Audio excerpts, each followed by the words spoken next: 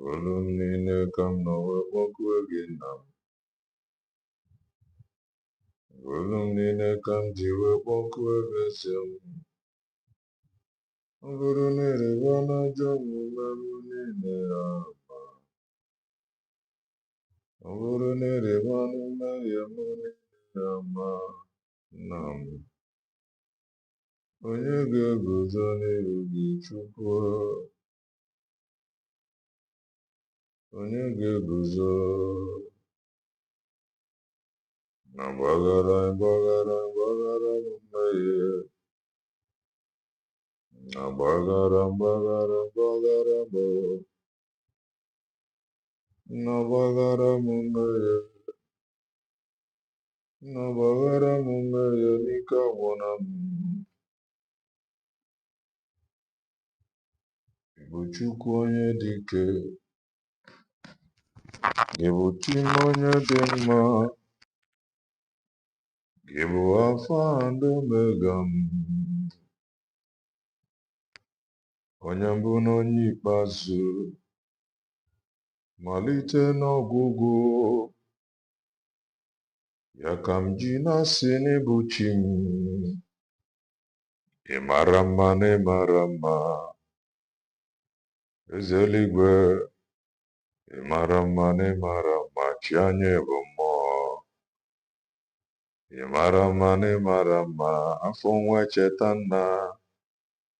Ị mara mma na ị mara mma. Okoro amara ubele. Ị mara mma na ị mara mma. Onye okwu ya bụ eziokwu. Ị mara mma, ị mara mma. Igbo bụ Igbo. Igbo bụ Igbo birikwana ya. Ụtụtụ ọma. Ehihie ọma. Mgbede ọma. Depending your time zone. Anyị ya dịka echi. Maka na echi adịghị agwụ agwụ ka anyị na-agwa ya. Ọ bụ na isonye bụ.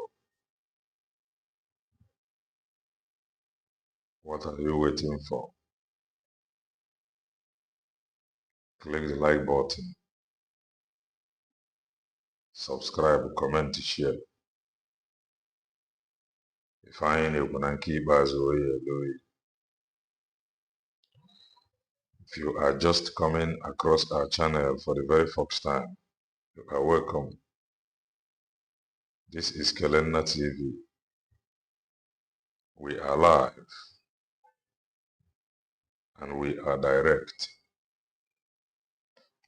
bringing you the gospel of redemption by your doorstep. If I make a common sense, the reason I'm running Marifa, far from it. And if I can't marry, if I can't go school, how much if you need to I just want to make common sense, as always. What you go to put no in Amakamale Musa Puga, no, Amakamale Chukuma, no, Amakamale Uche, no, Amakamale Bachi and Sup, no, Amakamale Chukuma, no, Rien Victor, no, James Njoko, no. Ozi anyị ama mgbe oge. Anyị ga-move straight to the point.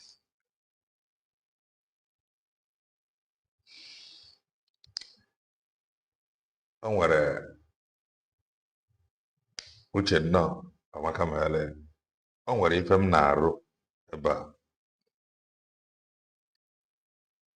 And ife a m na-arụ ebe a bụ ịgwa gị nke bụ ezie. Ife m na-agwa gị ọ ife m na-ekwu ebe a bụ what is obtainable. adị m ekwu ife m na-ekwu ebe a inye gị hope.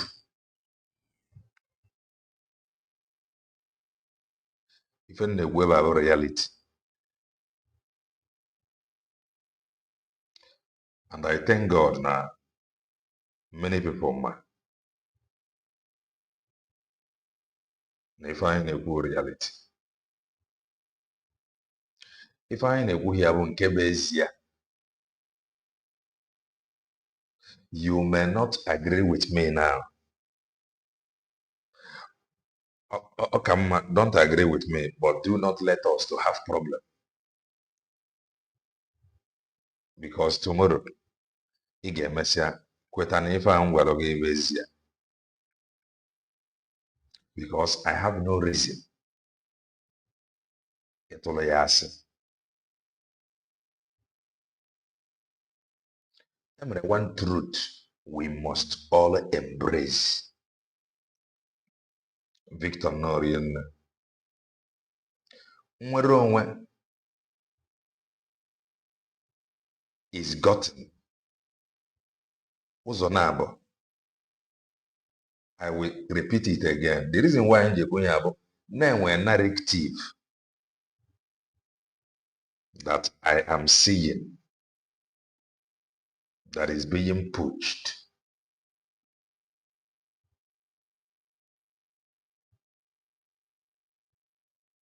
Which is not comfortable with me. Uchenna Norienne, Victor no. It is not comfortable with me. And mmezikwe to an 18 until omekwa. Magwakwa no omekwa.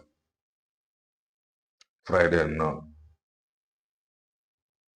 Oge anyị nere IPOB organization. Anọ m watch ya nenecha ya. Within me, ama m na o nwere ife na-eme. John C. No. Within me, ama m na o nwere ife na-eme.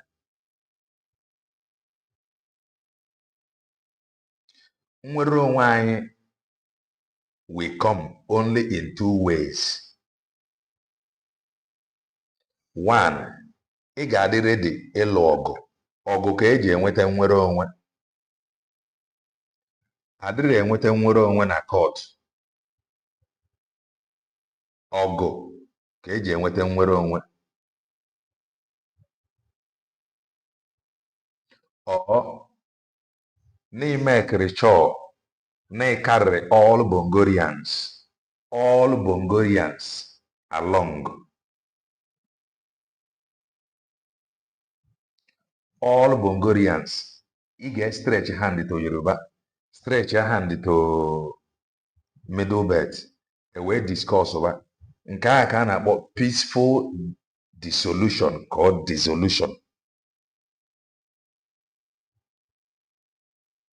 Then, ndị Arewa ekwete.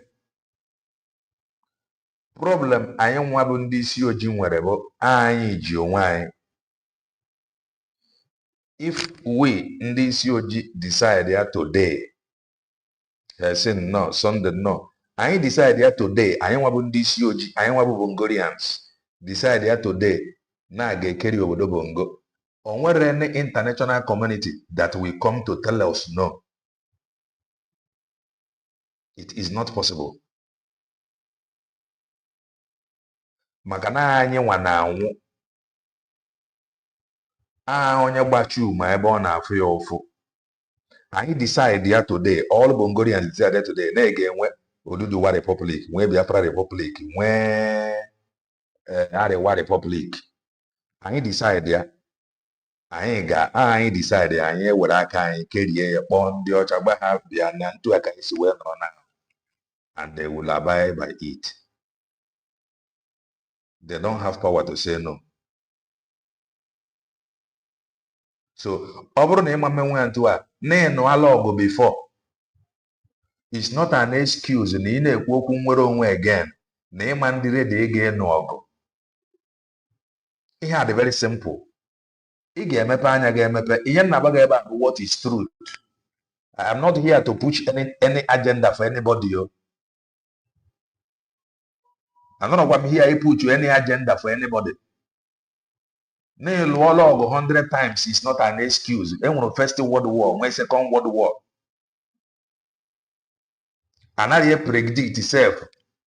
In Kia Elon Musk na predict in the UK now. So even the we have going over the manner what Kelena TV stand for, and then have any more stand for right from onset. That is why Ndijaja Pota more woman introduced as a freedom fighter. No, I know what is at stake. Mazep and Joko a freedom fighter today, no.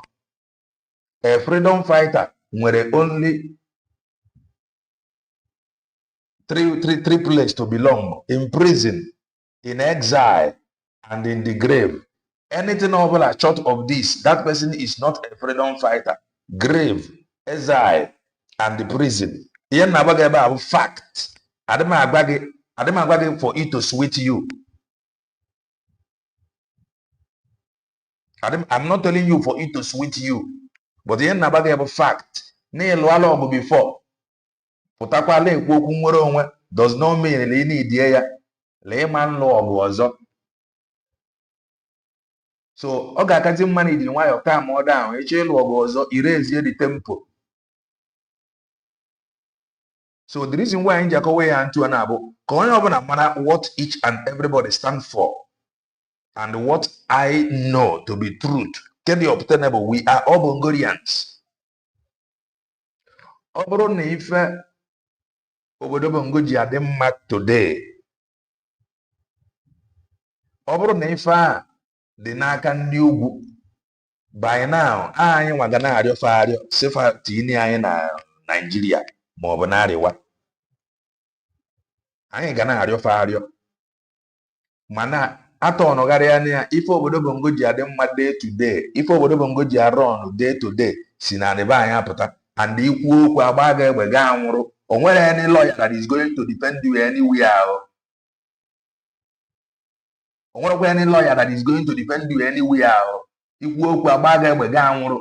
So ị na-ekwukwe n'okwu na-ebe freedom fighter. I'm not here to discourage you, but I am here to tell you ka ịghọta ife ị na-ekwu. Ka this narrative that is flying up and down, I don't have any problem with it. Mana ka mmadụ gara iji ya ka ọ were ka ọ ghara ibitere mma na mmadụ mgbakasị ahụ.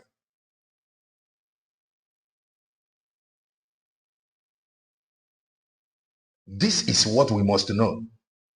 Multidimensional approach bụ ife ga-enye anyị nwere onwe a multidimensional. Isi ebe a, isi ebe a, isi ebe a, isi ebe a. Now, the thing mbọ na-achọkwozi emi dị na-eti mkpu. Those that is working with Maazị Nnamdi Kanu, they are currently Elochukwu Ohaji attacking Maazị Banjoko. And I want to tell you a simple something. You don't have any need fighting. You don't have any reason. I can just see it here now. I don't have problem with the new HOD. I do not have problem with him. Be careful before you think you fight that your leader you claim to me that you love, thinking you are fighting for him. You cannot tell me as an IPOB member, lover of Maazị Nnamdi Kanu, you believed that Maazị Nnamdi Kanu sacked IPOB DOS in Chike Doziem, but you do not believe that Maazị Nnamdi Kanu appointed Chris Nwogu. This is where I have problem with some people. You believe Nasa Chike Doziem, but you do not believe that he appointed Chris Nwogu. Who is fooling who here? You should know by now that any fight against Christ Nwogu is currently fight against Maazị Nnamdi Kanu. So when I come here some time ago, tell you that your leaders is the problem. Some of you are got area, but in the coming weeks, okay, Messi Adoganya. Okay, Messi Adoganya. So even about what is obtainable, what the truth can I here. You may not like it. mana ife ọgbọ bụ truth akụrụ mmiri. So I'm here to make it look easy. Ọ ya aka mma na-enwe ife ị na-abanye so that before ị na-abanye ị mara ife ije ka ifo. Nobody is going to give you freedom learning law court. No day. No day. If I prefer oppressor. Far for their law court mgbe ha na-eme gị oppress.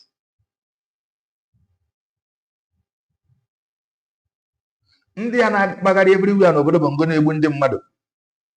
That ọ bụrụ na nwere onwe na ị ga-enweta ya na law court na-egbu ndị mmadụ no everywhere n'obodo Bongo na-egbu Christians everywhere is enough America ịbịa nyere gị aka kewapụtara gị obodo nke gị. Ife a bụ internal crisis, no this thing and no peace.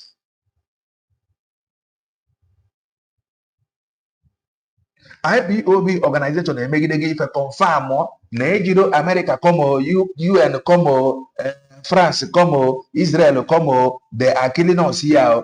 IPOB organization emegide gị ihe mee ihe a in the time past fụ na ejiri enweta nwere onwe. If you like egbuo gị mmadụ 200, that is your business. The word of the amaghị ego ejeme business with ndị a na-ji business fana, it is none of their business. Ihe a is all about interest, give and take. Ndị be anyị should know this thing.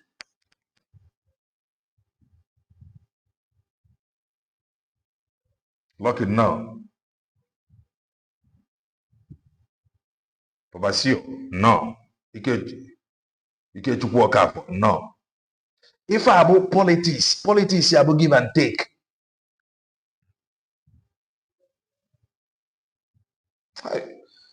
I'm not going to see you. In fact, the reason why we go here, only matter what Kelena TV stand for and what I represent. You don't know here about reality. No, what if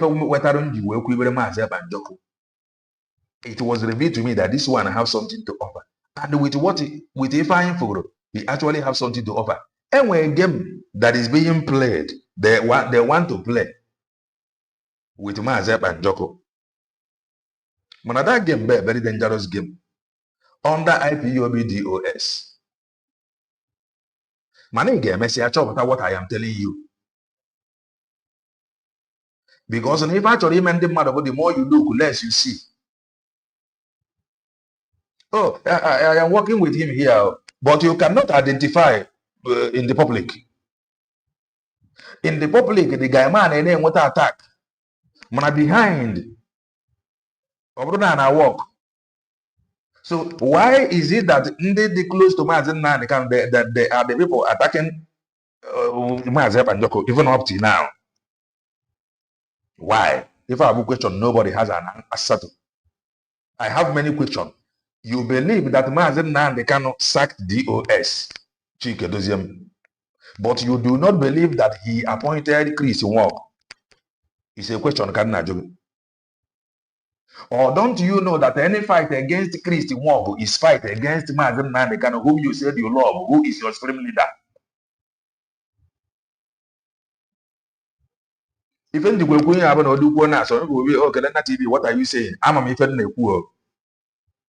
And I have maintained this land for very many years now to the glory of God Almighty. You may not like it, but that is the truth. So let me show you some things that took place or happened in Finland today. Zion Pekin, no. Daniel, no. Amakamele.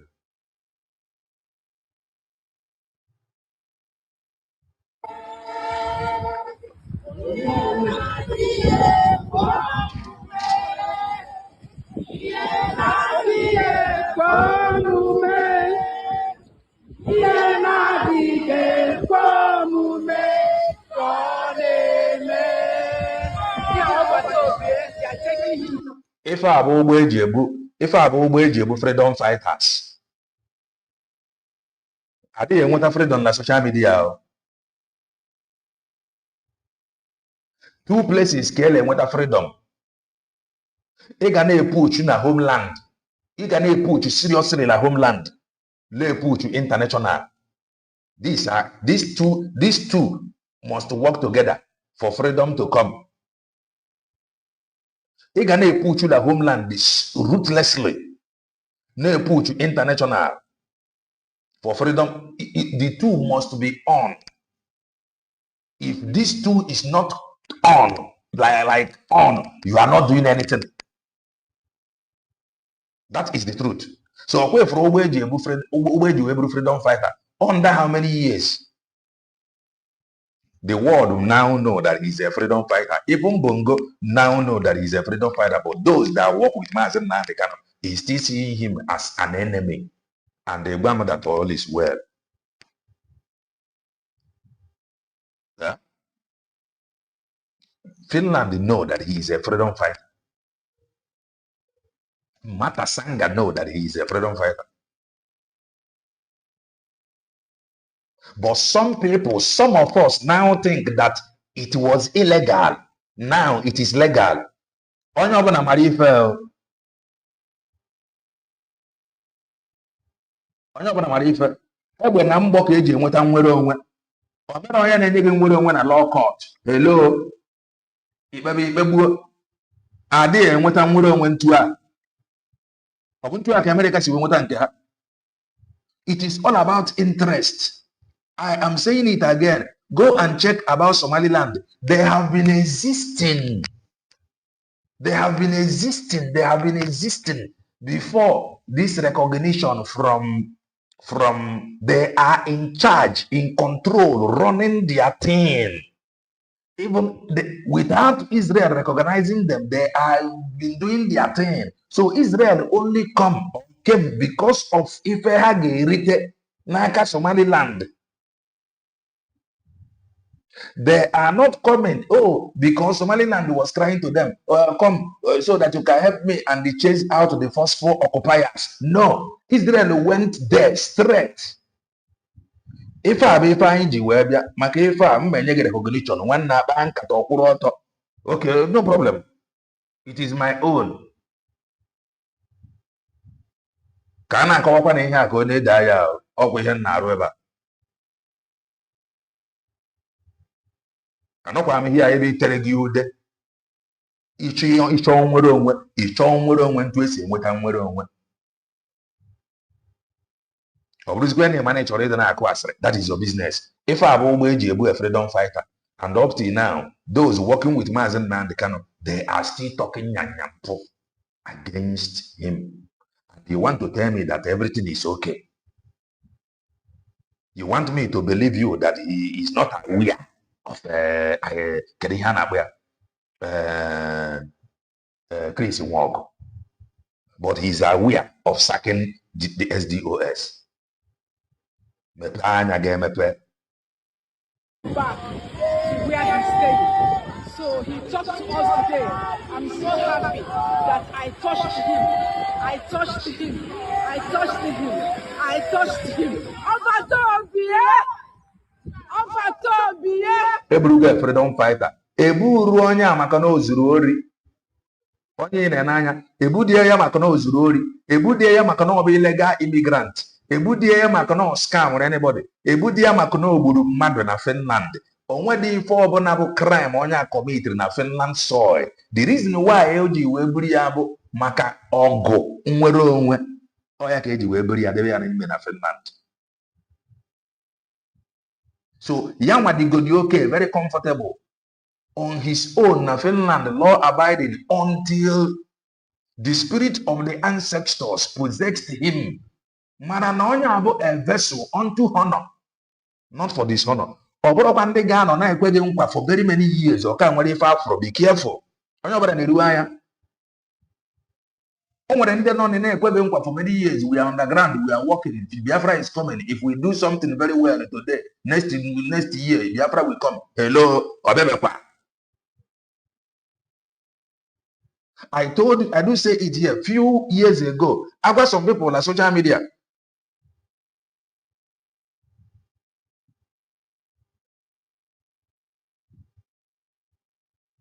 So the end you go into an hour, onye ọbụla mara ihe a na-akọ.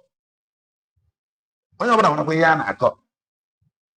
Anọkwa m here ipentri gị okwu ude. I'm not a freedom fighter, I'm a content creator. So I would do this my content. Mma agba gị fact. And Mazi Banjoko, when he speak, he's in this one is a freedom fighter. So here only on the alone, some of all these DOS you see that is fighting Mazi. No. Some of these DOS you see that fought Mazi Banjoko or that is fighting him. Many of them did not fight him because no were anything over no committed. But the reason why I fight the way hate I fight he spoke, he speaks. That is it. On a woku far mountain. Only for no only for voice. They were voiceless. That is the truth. So when Mazi Banjoko speak, a man a freedom fighter is speaking. When he speak, a man what if between a freedom fighter and Umuchineke that was busy doing their thing.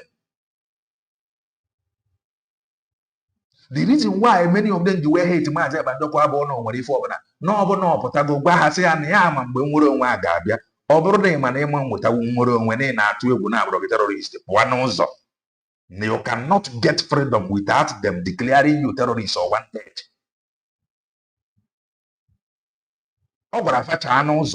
Because they were afraid. Not terrorists. So that if I ever some of them do hate. In fact, Mazi Banjoko sounded tougher than Mazi Nnamdi Kanu. Reality. That was why many of them hated him. He sounded tougher. They were all shocked. No, so when you hear him speak, you know freedom fighter. Mistake you. Go and listen to all freedom fighters. Freedom. Freedom fighting. Freedom fighting. I didn't wait in a court to know freedom fighting. Freedom fighting. Oh, freedom fighting.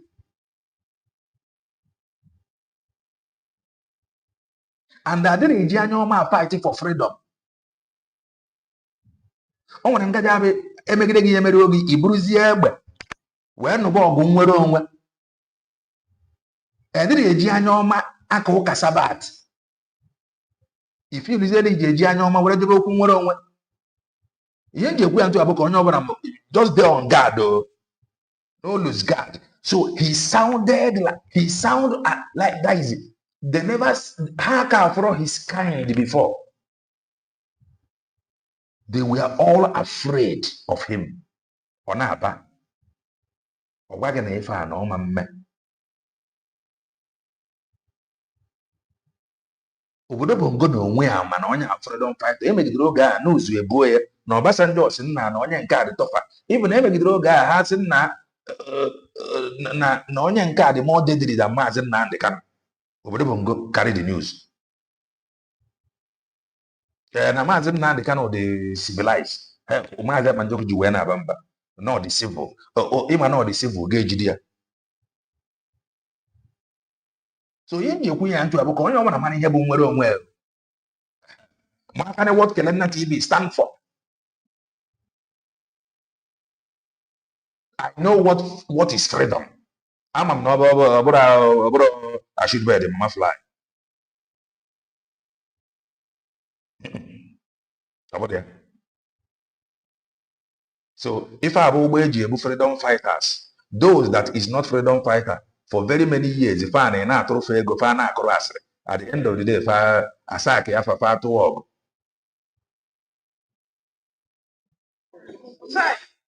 And I want to really commend Umunaya that have been around. But it is, I want to commend them. Umunaya that has been around. I want to commend them. But it is easy. From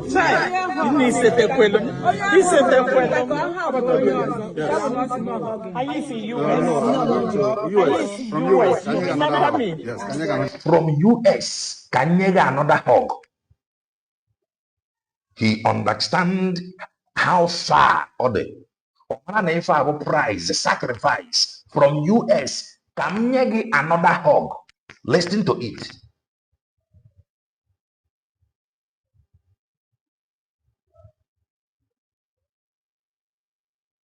Freedom is taken, not given. If you enweta nwere onwe bụ egbe na mgbọ, adịghị enweta nwere onwe na law court. So I am not a freedom fighter. Freedom is to be worshipped. Oh yeah, wetara obodo niile nwetara nwere onwe ji celebrate. Oh, ya ka eji enwe remembrance day. Ụbọchị ife ike merụ. Ụbọchị ndị Biafra surrender. Egbefa. Ewe gwafa nna na ihe a bụ no Victor no Vanquish kasị na ogene ka akpọrọ ya. To be a freedom fighter abụghị ife social media running mouth o na-ebugharị faịlụ. No. A very heavy task. A very heavy task. Listen to him from US. I will give you another hug. Underline that word. Let it be your take home.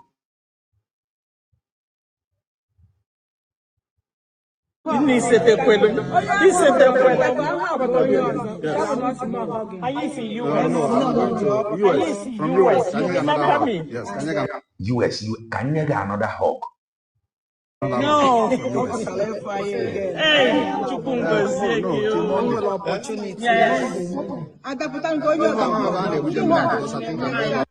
Nwata kpakarịrị ibi ya na nkụ. Ndị ọzọ efilizie na nkụ nke ya na ọkpara ya n'aja ọfịa. Ọ pụtara kpakarịa afa na nkụ. Pasị mba na onye abaa na-enemi na ọkpara nkụ a n'aja ọfịa. I don't want to go to the platform of Elochukwu Ohaji because I cannot talk about Elochukwu Ohaji without bringing Mazi Nnamdi Kanu into it. That is me, which some people may not be okay with it. But the same people that is not comfortable with it, they want to convince me that Mazi Nnamdi Kanu sack DOS and he did not know about Chris Nwoko. You see the complication. That is why sometimes I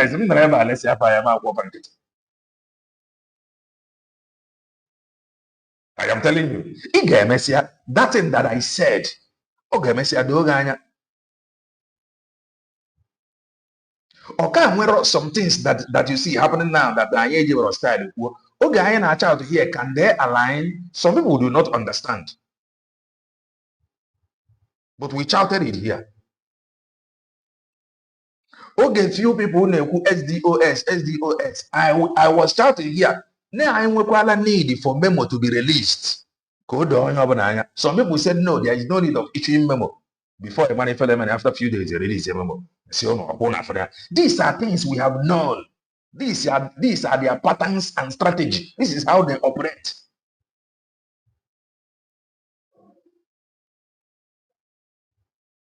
So, but when you see people bringing emotion into it, when I look at them, I just, man,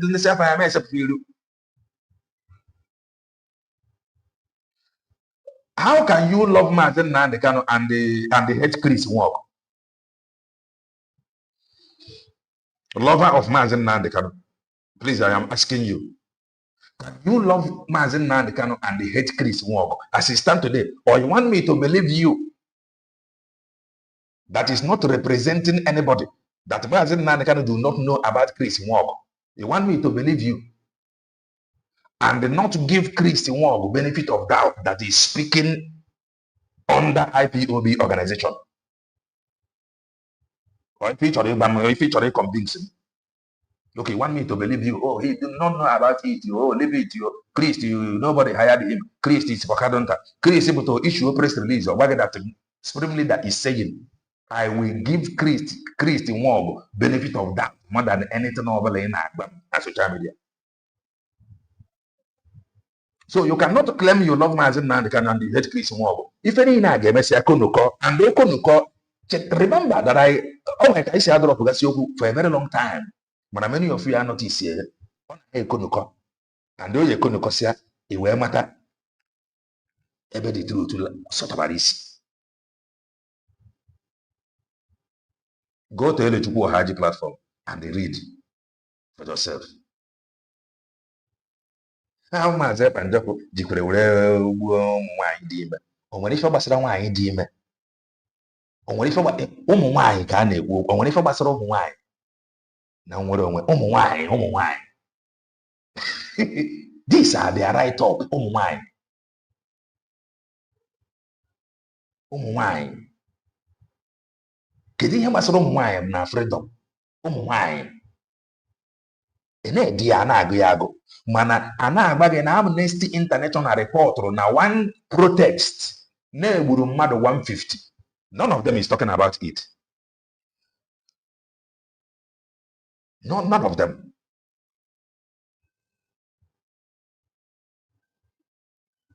None of them.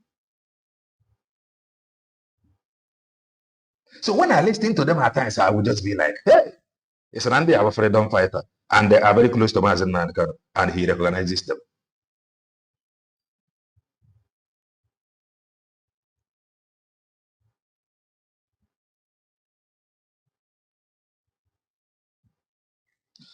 This one now will trigger a whole lot of questions.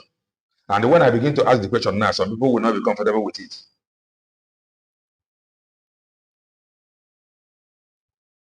This thing you see now, this your write-up now, have a whole lot of questions. And if I begin to throw that question now, some people will not like it. That is the fact. So my own is that I think deep. When I see some things, I think. I think deep. Academic school, but I think very deep. Very, very deep. Very far. Over by bragging, go and check few things, maybe 1 or 2 or 3 things I am here. Watch ya into see wega. So onwe nga ya bụ chukwu na-eme ya nga ya bụ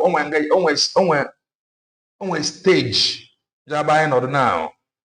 Ka mo ikwu okwu direct, we just throw it. Happy it will be hanging. Ọ hangere anọ wee na-agbasa. Ọ dịka fuel ọ na-ede. Eturu ụra na dị okwu, ị na-afụ ya ọ na-ede. Ihe ọ ga-eteke iwu weeks. You will begin to see the truth.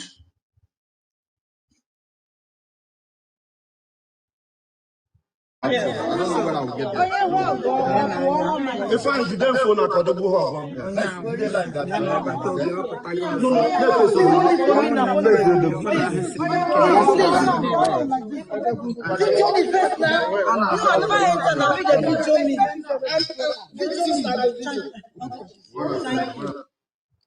America send troops to obodo Bongo. Mana before then, first send their nobody. That alone is enough. More than if I or some of you in nature, none to where on wages Gabia.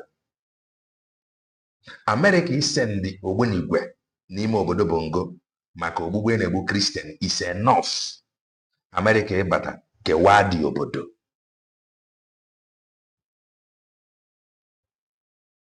Evidence is there. Far from the evidence. Far to Obunigwe. Nke izizi, ọ dị everywhere. Far to Obunigwe nke ebo. Ọ dị everywhere, evidence. First send their troops. Ọ dị evidence here everywhere. All of a sudden, obodo Bongo akwa $9 million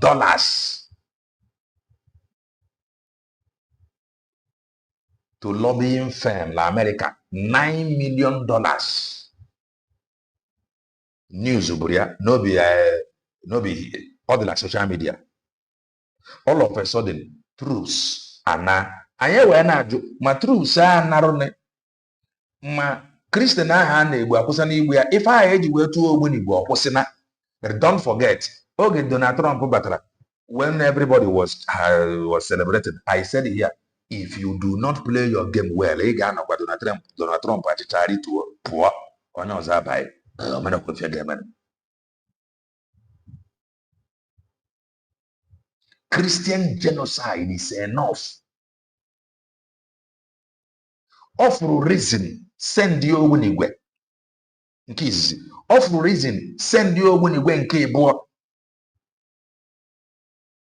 Of reason, send their troops. That alone is enough. The way some of you ji afụta nwere onwe, ikewa nwere onwe, mana okewala ha.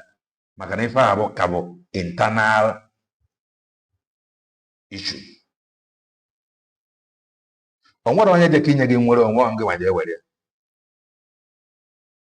Know what Kelena TV stand for. Nwere onwe the tough, strong than you can imagine. Obro sweet and chingom. O nwere ife wetara ndị be anyị ji wee kwechiri nke ọgụ nke izi. Nwayi almost 3 years.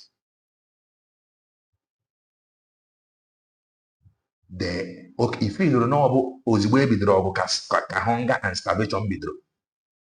Sorry, if you know after ka alọsịbọrọ ọgụ ka hunger and starvation bidoro. Hunger and starvation bidoro ozigbo ebidoro ọgụ. Few weeks, few months. They endured it almost 3 years. So you na-ekwu okwu nwere onwe mara ife ị na-ekwu ọ bụkwa ihe a na-eme na social media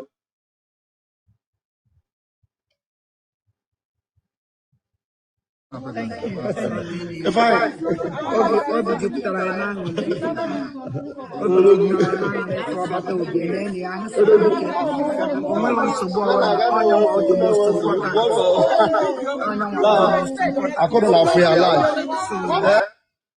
I'm not afraid of anybody. Why would I be afraid of you? I'm not afraid of anybody. Or not anybody in my comment section that have my contact. So why would I be afraid? I'm not afraid of anything. The only thing is I'm afraid is the way many of you will accept the truth. Okay, I na-ajụ some ajụjụ here regards to when I play a video from side of the gangsters. Some people, oh, Kelena TV, you hate Mazen Nnamdi Kanu. That is why you are playing it like this. Amane no more look. They thought it was hatred. In fact, not hatred. So even you that is running around, when how many if I have now, you hate him. If I have here, you may not like it, but that is the truth. Man, after all,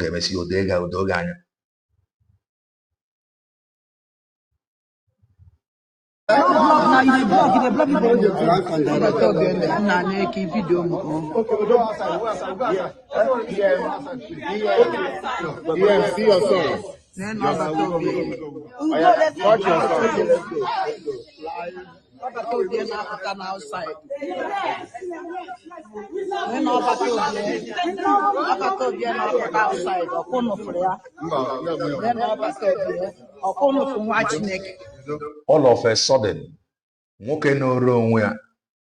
doing very well.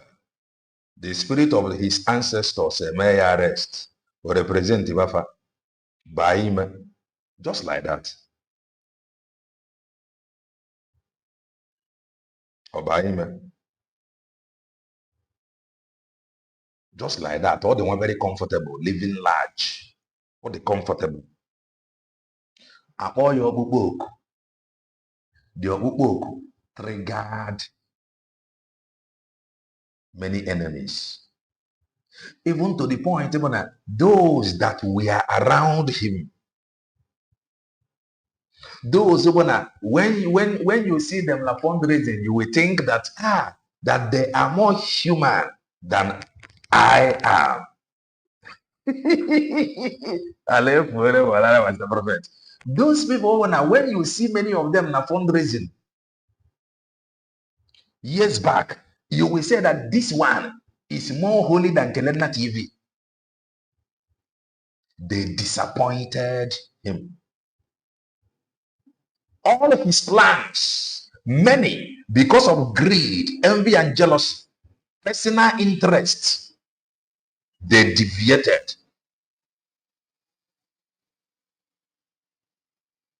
Peter, no. Some people deviated because of envy, jealousy, love for money.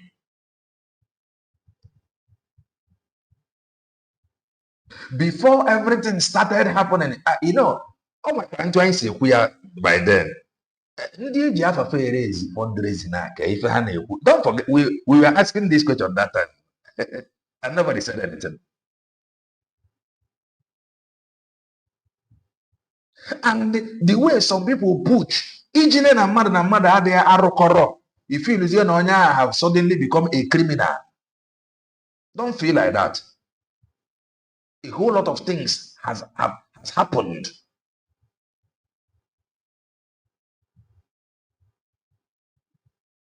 We were asking then, into an social media, homeland. Hello, we asked the question. How many people remembered? All of a sudden, they fall back online.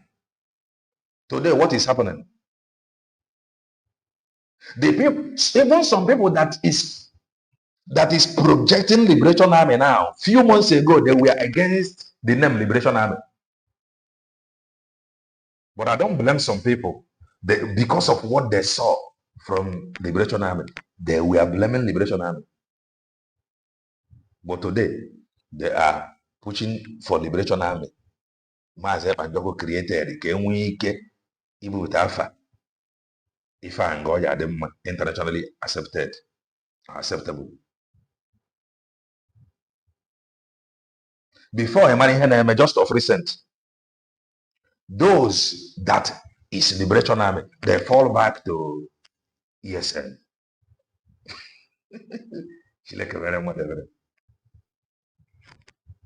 First, they fall back na social media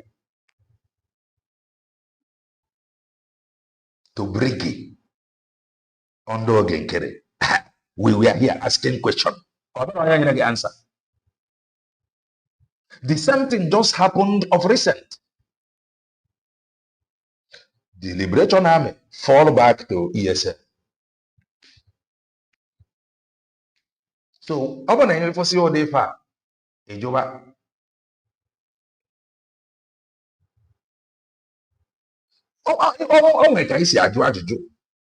But those who will understand, they understand. Because I'm going to see it here. Why not find reason? A question of me work with you, man. Because of this thing, let me work with you. Some people, a few months ago, they're against even that name, Liberation Army. But I don't blame some because of character they saw. Today, the same Liberation Army be here present the logo na court. They were not defending.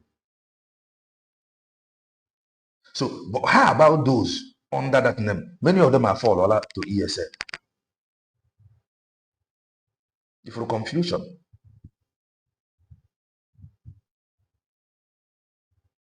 People who do not, unserious people.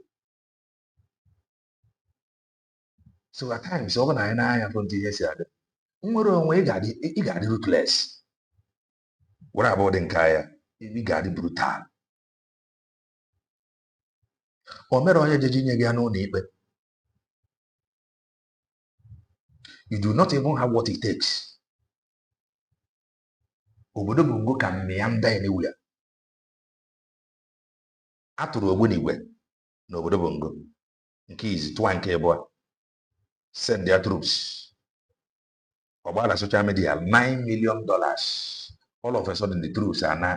The reason eji wee tụọ Ogbunigwe nke izi ọkwụsịna mba. Atụọ Ogbunigwe nke abụọ ife eji wee tụọ ọkwụsịna mba. Send their troops ife eji wee tụọ send their ọkwụsịna. Okay, ife ha ji wee nazi.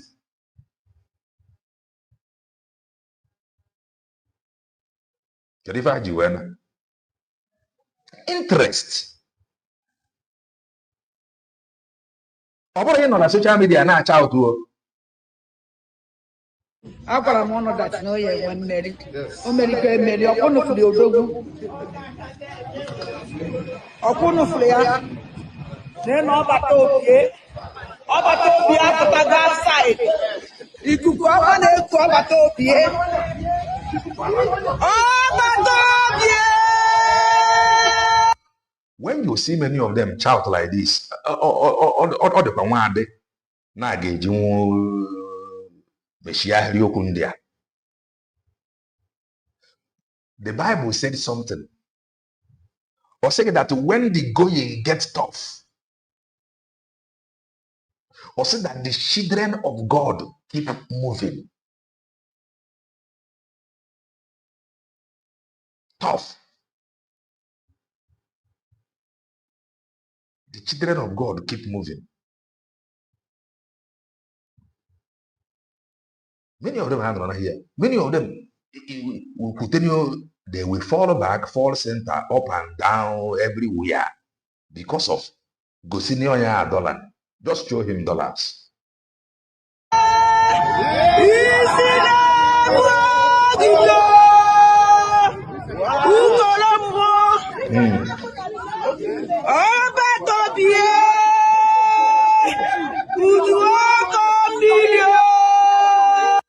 I must commend them. I must commend them.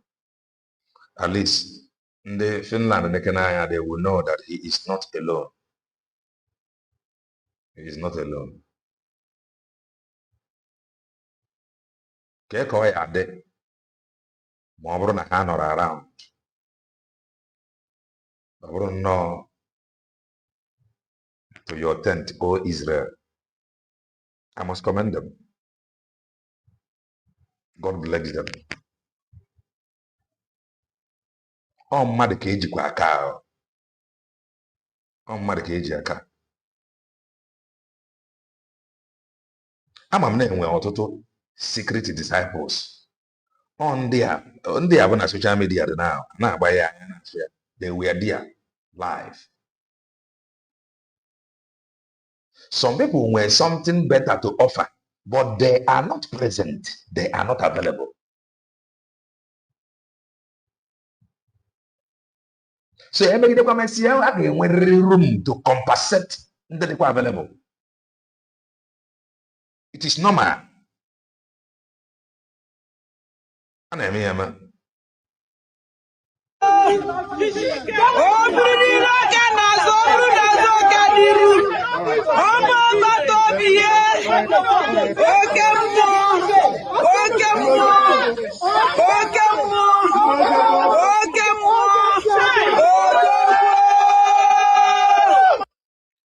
Ekpere anyị ga-abụ ka e nwee victory na Finland.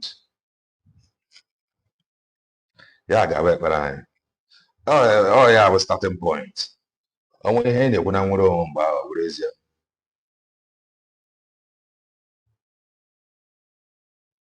Onwe ihe na-ekwu na nwere onwe mgbe ahụ bụrụ ezie. Ekpere anyị bụ ka o nwee victory.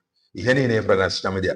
Ọ pụtara na two things will happen. One, some people will cease to attack some people. Two, another set of people will begin to attack him. That is what will happen.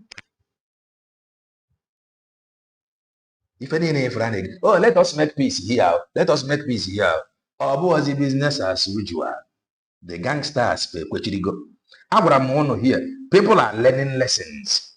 Mazin Nandekano is learning from Ifo on Akabiga with IPOB. Now he is learning. They are equally learning. They no agree. I saw a post from some of them, which I think I remember sharing the post. Then when they call autopilot, no one open up autopilot to be a terrorist. I laughed. I'm a master prophet more. Okay, who me adopt? Can he feel then with autopilot? Then IPOB one family after all. Why layman chigazo? Away for an Israel. It was rich because if for an Israel, you return out, I cannot trust any IPOB organization member. Many of them have never been right. Not now, not ever. That is me. That is me. Okay, I need to now. Many of them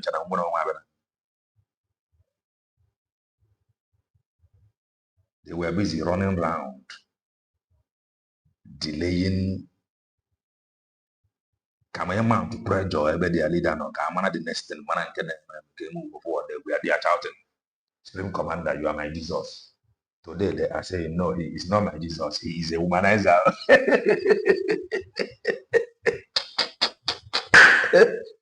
Nah, this kind of love, you get as it be. When they were shouting that he is their Jesus, that Martin Nandekan is their Jesus, I was shocked.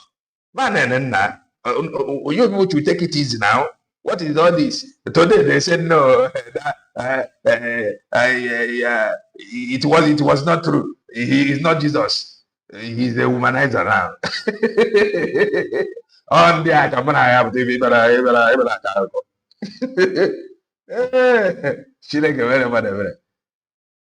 the Bible said something that you will know the truth will set you free.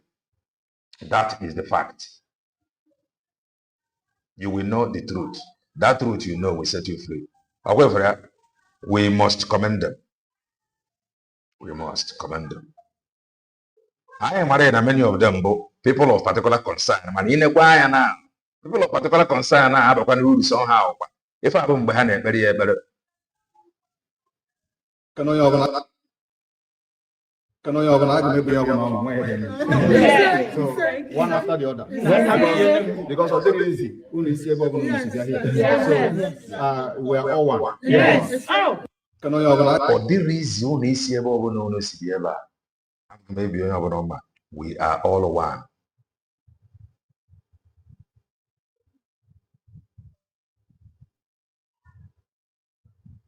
are all one. So one after the other. Because of the reason, so we are all one. Yes. Can I organize? So one after the other. Because of the reason. Era polasi boy, I say, I'm maybe now I'm out and can be a moment. Ghana, we must continue. It's a must. We continue. All right, that is that. Now let us go to the program of. Should I play? Let me play this Masanga 4 hours ago video. Let me play it. So kindly touch the like button. Here they go. I'm a freedom fighter. I am a preacher. So I cannot preach fake. I will preach the truth. That's no sound very good and antique now. There's no me. Nobody's here. With time, you will appreciate it.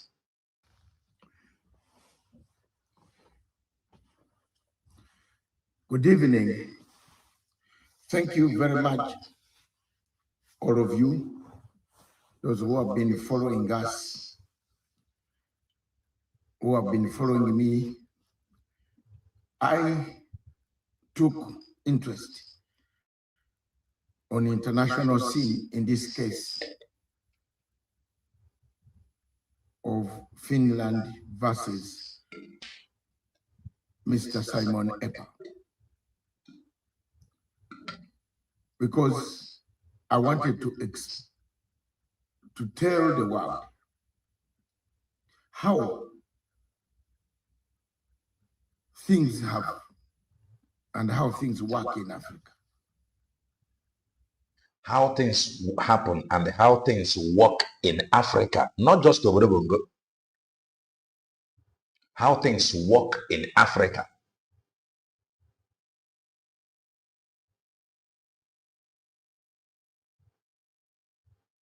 As a technical person behind the international scene, behind the scene, technically, I'm in Helsinki here today. I've informed the Ministry of Foreign Affairs that I am around. I've written my letters, I've campaigned, I've told them I've already gone to the European Court of Human Rights, shouted and told the people that these people were in. Please kindly touch the like button. Programmer Amamboge. In 1 hour, I withdraw the curtain. 1 hour. They That is 2 connived. hours. They wanted to connive. Kindly touch the like button. To take our brother, Mr. Simon Epa, quietly out of this country. That's why you saw some time back, the Minister of State for Foreign Affairs came here several times with the Minister of Internal Affairs, with a jet ready. And you see, one of the things of the European democracies, a country like Finland will not stop you as a peacemaker. I'm a peacemaker and an international legal expert on matters of this nature. Finland was one of the countries that started mediation around the world. I don't know why Finland got into a trap of a country, a bankrupt state, a state where the Attorney General, Malami, was part of the terrorist ring of Boko Haram that actually implicated people. Why I'm at the same time smiling is when I look, we don't want to go into the details of the security details, classified information that I know should not be given to the public.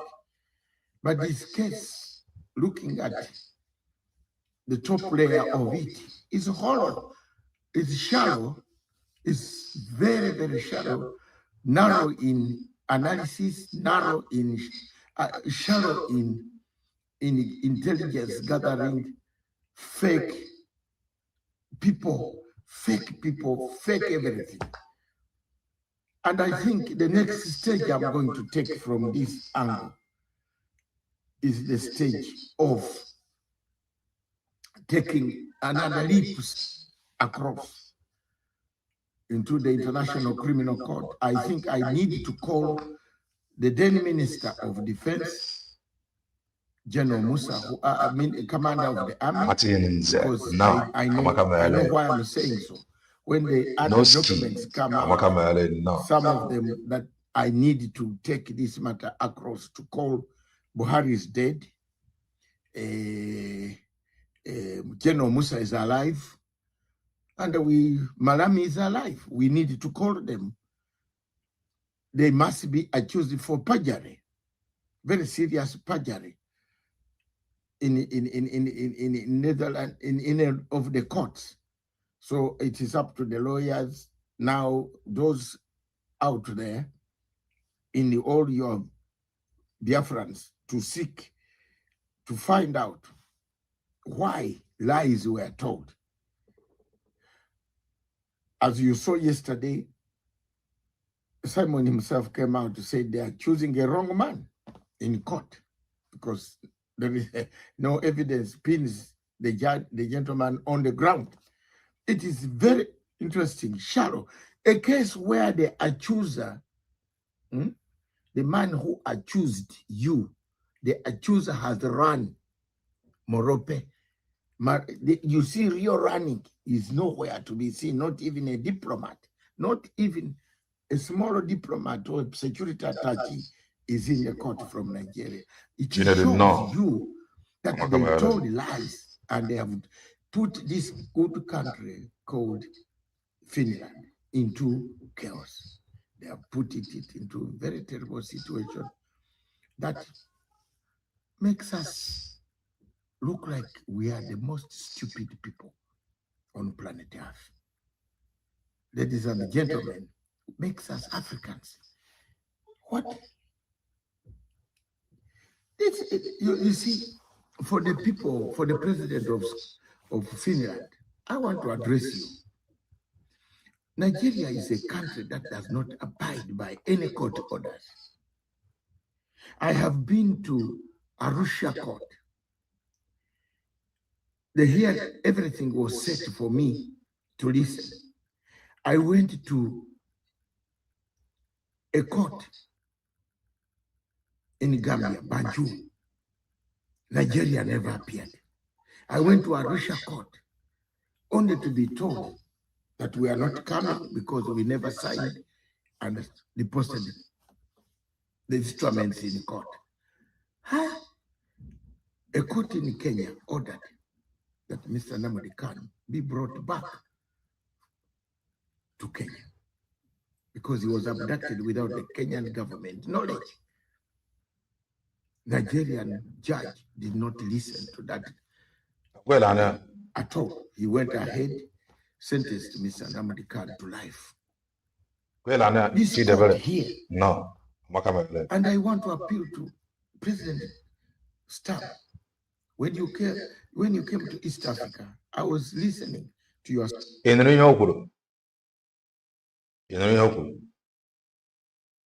Kenya court Sisibuchi Gama as in Nandekano, Obodo Bonge Kwechiri, 2 year life imprisonment.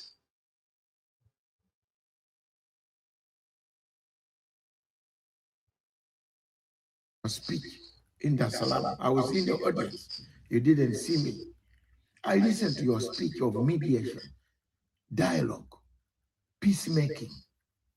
Finland is known for peacemaking. You played a very big role in ending the Second World War, getting the boundaries where Ukraine and other people are fighting. It was done in these places. Ana log before discuss or boundary. Second, Alro first or gun keys, long cable. Not necessary.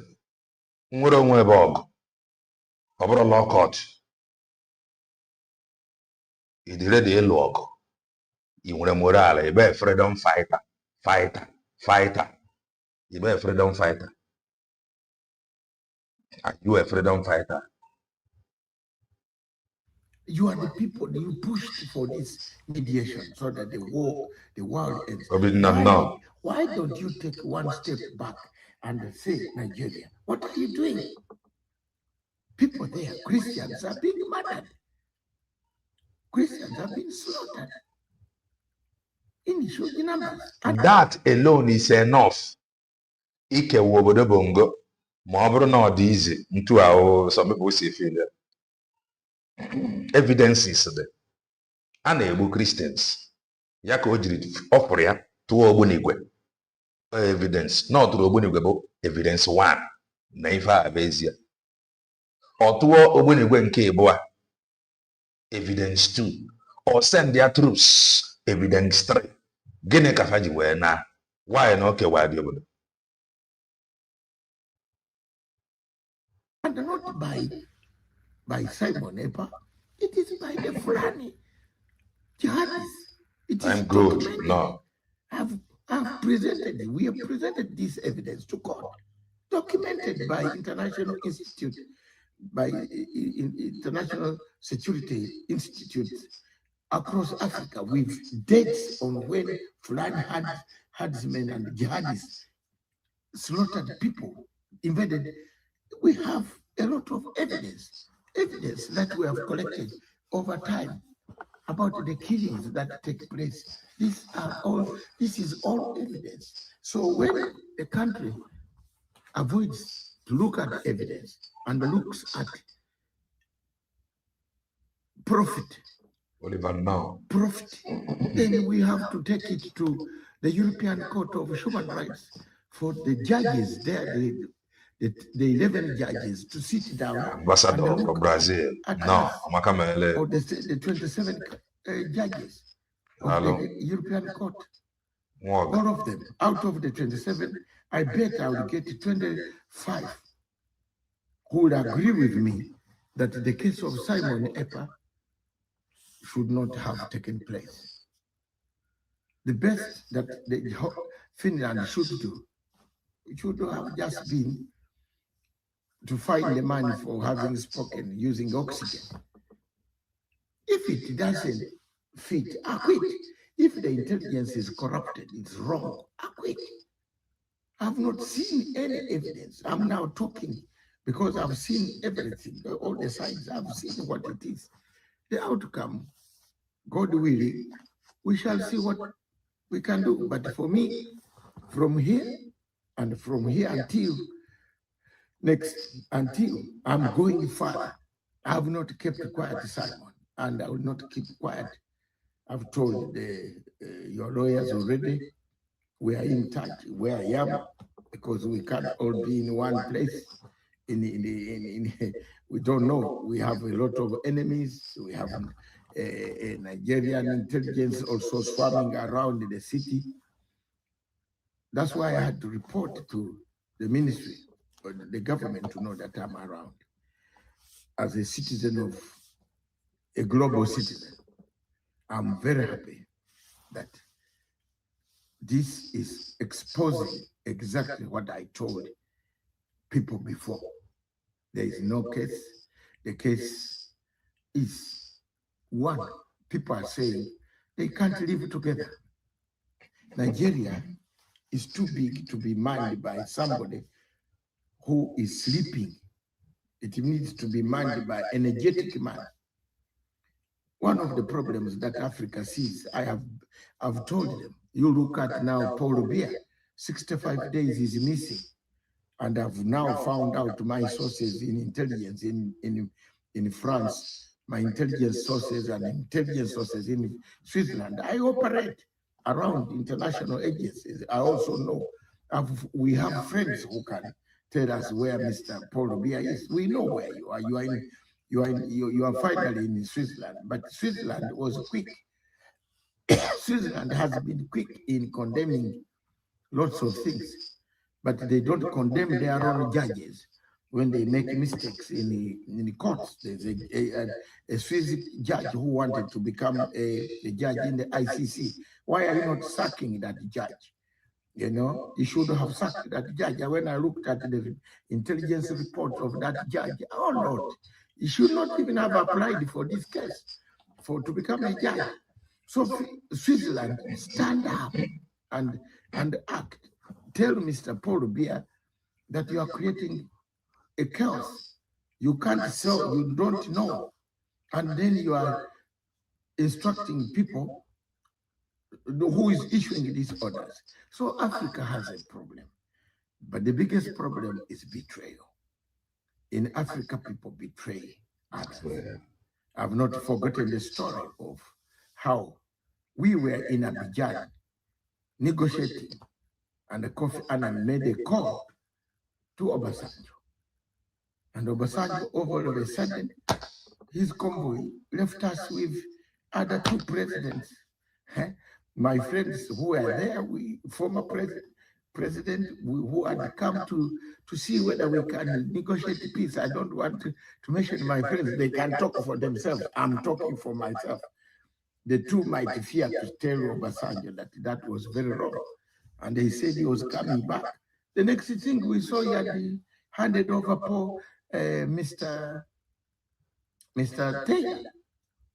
And the Taylor is in London, down in Belmarsh. I think he's about to finish 3/4 of his sentence.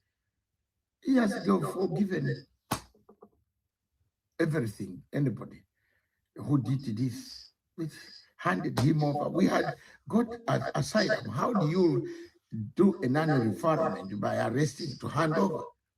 You see, Nigeria has been doing all these things of non-refoulement. It's a betrayal state. Here they are running away from here. Nobody has appeared, which is very good for the defense, because it shows very well, there was no case here. It was fake evidence manufactured, which has not put our suspect at the center of it, or which has not put the man accused as a suspect in the matter at the center of the case. So thank you very much, ladies and gentlemen. Good morning. My next clip will be on the African Union and how they erred in selecting the Secretary General. Thank you. Now, ka anyị pụọ ebe a, ọ na-anụghị ihe o kwuru. Kagaziana, the main program of Lasuba. Nwayi Isiocha na France, as usual.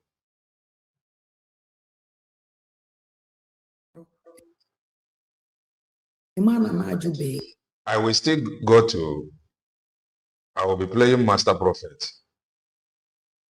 And I remember that I think some hours ago, one of our brother advised maybe Obuna look the other way. Na program of Master Prophet. He may have all his program. I'm for interested. I will bring it. Because on narrative I actually push. So you need to put it and follow what those things. And I go from mba. Now if I didn't do it, put it not into a case just setting the record straight. That is just the truth. Because I'm gonna happen there. It happened there. Amande Pamma. Uno nabata una anesia this video program. All down on the car and Bossia Ijele protest. Kindly touch the like button in less than 1 hour. I will draw the curtain.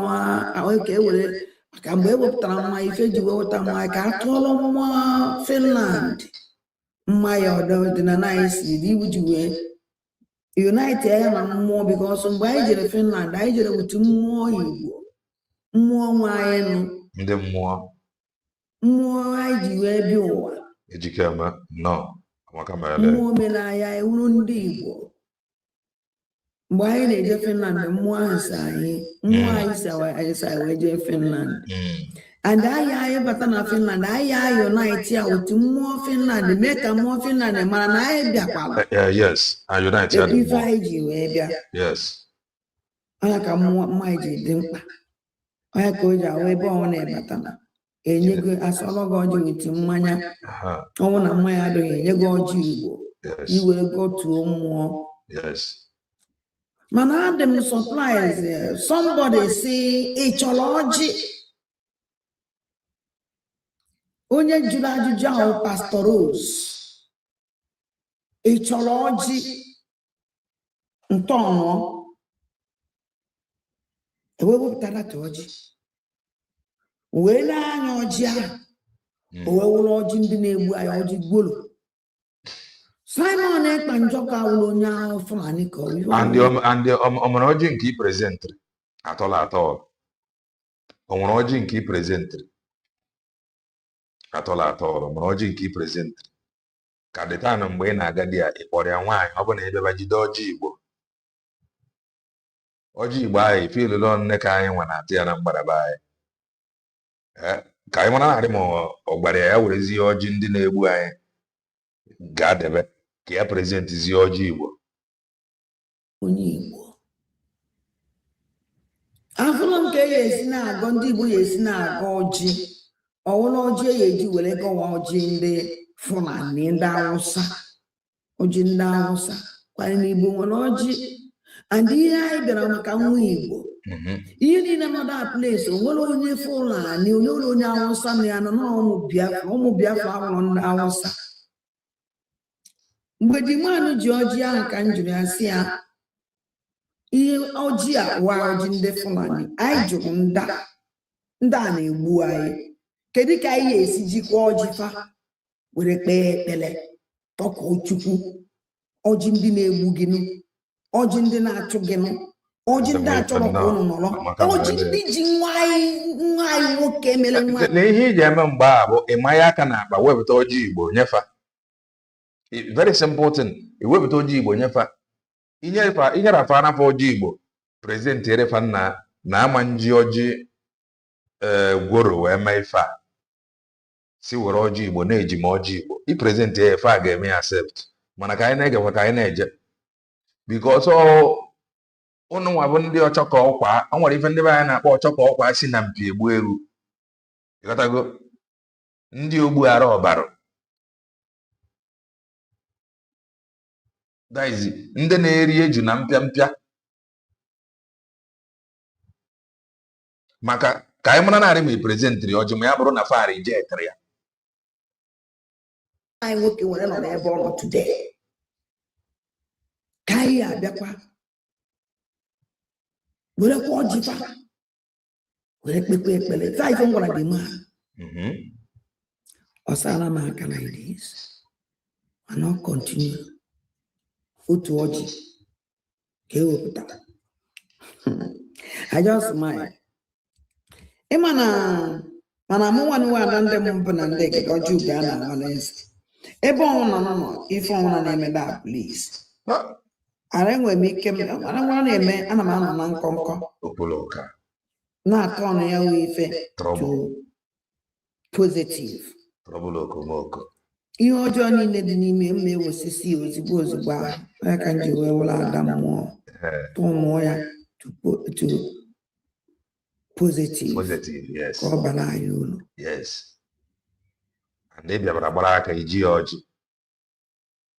kpọkwuo ọnọwụ na osimiri and ihe ahụ mistake enwewo ndị Igbo na-eme steady kwuche ọnwụ na enwewo ndị Igbo nwee ike ịkwụsị ya onye abara anyị ezigbote ulu iji ife mmụọ aja na-egbu anyị nyere anyị wee kpọkwuo mmụọ kpọkwuo Chukwu ọsọ ihe anyị Chukwu mmụọ ka ọnwụ aka na adị afụ ya anya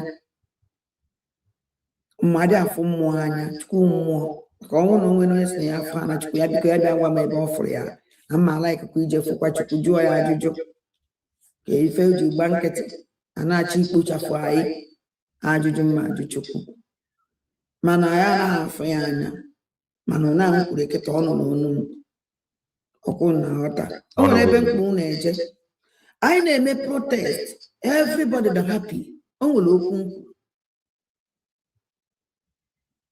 anyị na-agụ imeela Ojukwu ime ọkwụnụ fụrụ ka o si wee kọcha nke ọjị ya na ya nwa ekwuokwa asị ada mmụọ na ya bịabara kwado akwado were ọjị Igbo bịa then Pastor Rose ajụọ ị chọrọ ọjị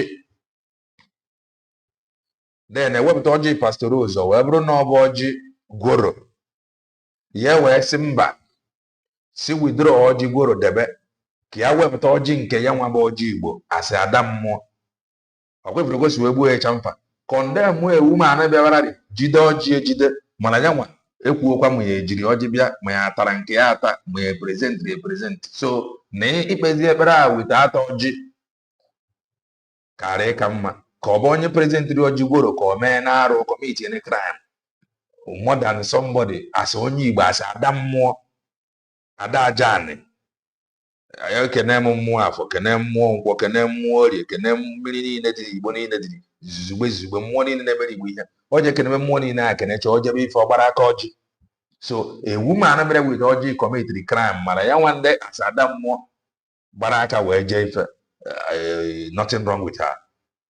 Ihe niile ahụ ka anyị gụrụ throughout ebidoro from the protest to the end.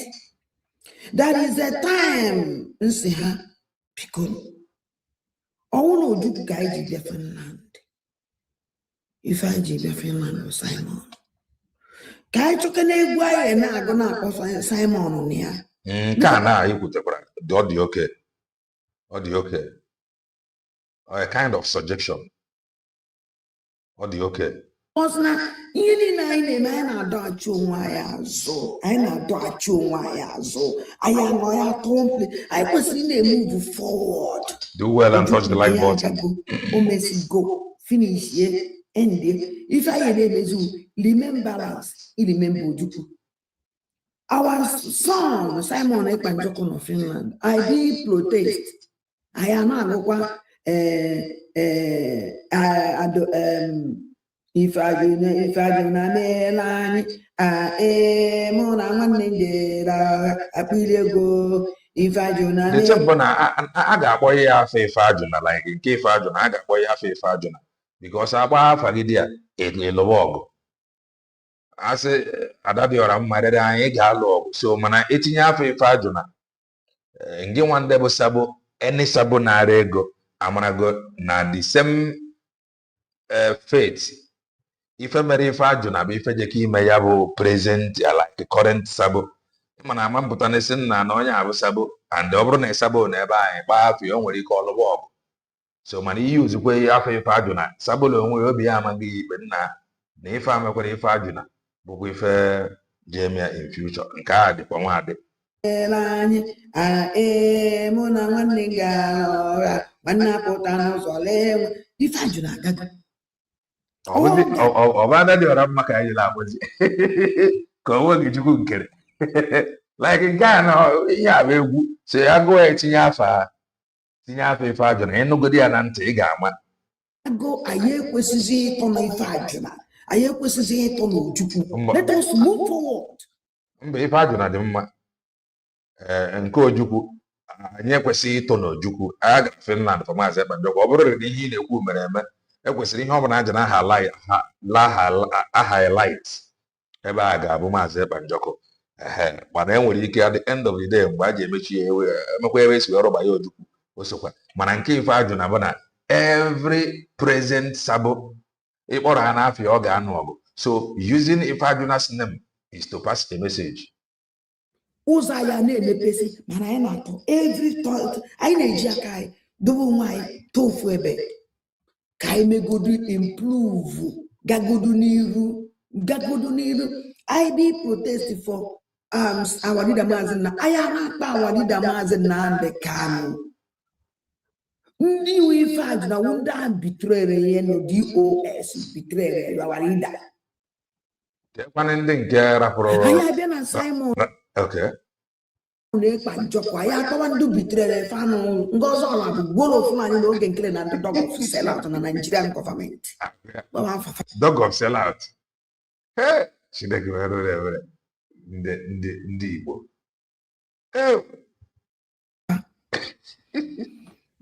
mana onwere onye ya eme elu nye ọra na-ezu isi onwe mana eziokwu dị mma okwukwe onye kwesịrị ekwesị every year every time anyị atọ n'ife ajụ na atọ na ojukwu anyị atọ ebe ahụ anyị kwụ ka ya kwa ya dị emove amakwa ife nji wee kwuo okwu ndị a ebara ya anya to compose egwu ọzọ eji eme protest onye ife ajụ na mere anya mmadụ compose rie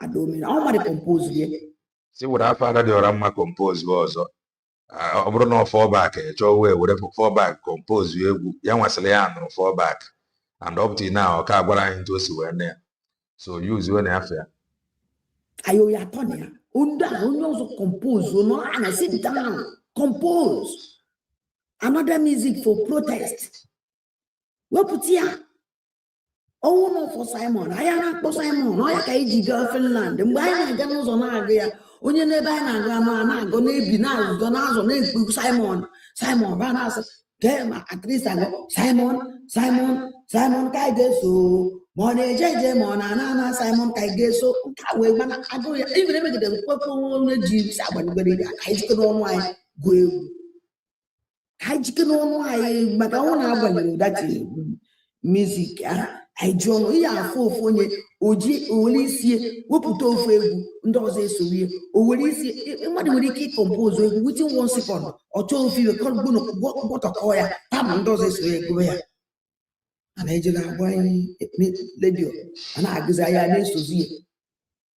Once upon a time, there was a land blessed by gladness. It had lost its...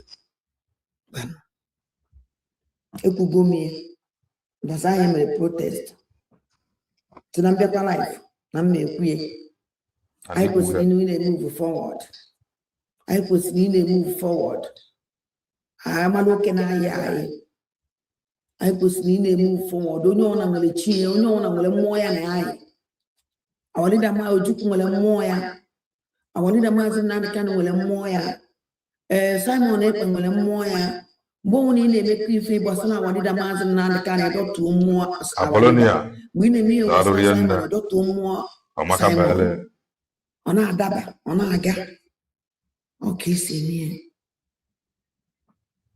iwe ọchị ndị ọcha ha na-eme protest ihe a na-eme ihe anụ ha na-agụ datị ha na-protest ka ha na-agụ ife na-anụ we na go ya na protest for that moment ka ya na no fafa na ekwu maka ya. Nke a na-ekwu so. Onye ọnwụna n'obodo ndị ọcha na-eme protest. Jikọrọ ka ife kafa si eme protest. Ọnwụ because of salary kafa na-emele protest.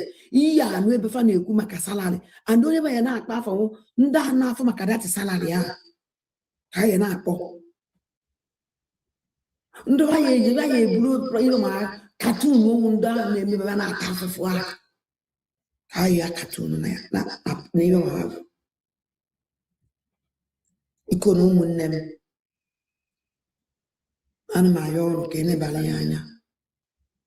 It is very important. Because unu nebara ya anya. Echi niile aka Chukwu dị ya mma nọ na ya. Dịka ihe nji wee gwa unu na maka ndị na-efe ụlọ eche na one mmadụ si eje eluigwe efe ụta eje m court. Ịhụ nkịta na ọnwụ nọ eluigwe ụzọ eluigwe mechikere afọ m ọbọta obi ngozi ya ndị a jere tata natara anataghị ya. O wutere m anya masị gị na ọ dị m obi mma. O wutere na m ana-eso n'ọnwụ kelee that blessing, that gift. Mama na ya enwekwa opportunity again with this gift. I don't know. Can odie do to na abịa all the time. Ana aga m ndụ natara ndị anọ ya nọ na theater ha natara ya anyị nwe ndị anọ ya. O nwere ife kata na manụ na court today. Which na emesịa one day nwere ike this week. Ị gara Finland for ịga court buzie something eme ị gazi court. Amakwa n'udo dị. Mana na Finland ya ka ife na-eme. Some rumor ebugoro ebu na na Finland ya ka eburu ya afa. Onwe ka esi wee mee kwụ. My column the reason made on a court today. And I'm happy na man on a court today. I'm very, very happy. Because I'm happy. Man on a court today. Yes. Just winning like that. Only for battalion. And they thank God. So, I'm happy for Batobi, which I watch the video. I watch Gumi several times. So Juma for because if you do Juma for that now. I am full of Batobi and the joy of Batobi, I'm happy about it. So I was why send the LME. Aye. See, I get it. And I live in Orocampa. Orocampa, no, Cacamo. Orocampa, so give me a man corner food and say, what are you telling me? Are you sure that this thing that don't matter? To see her give me a dandem and beg it, I do get well as I'll get in a bit and Pagodo now because.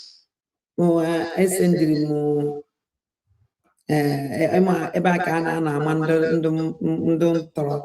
So I send them down to Gali Fresh. I send them back to their destiny. Once a man, twice a baby.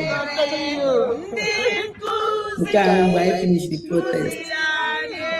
I tears.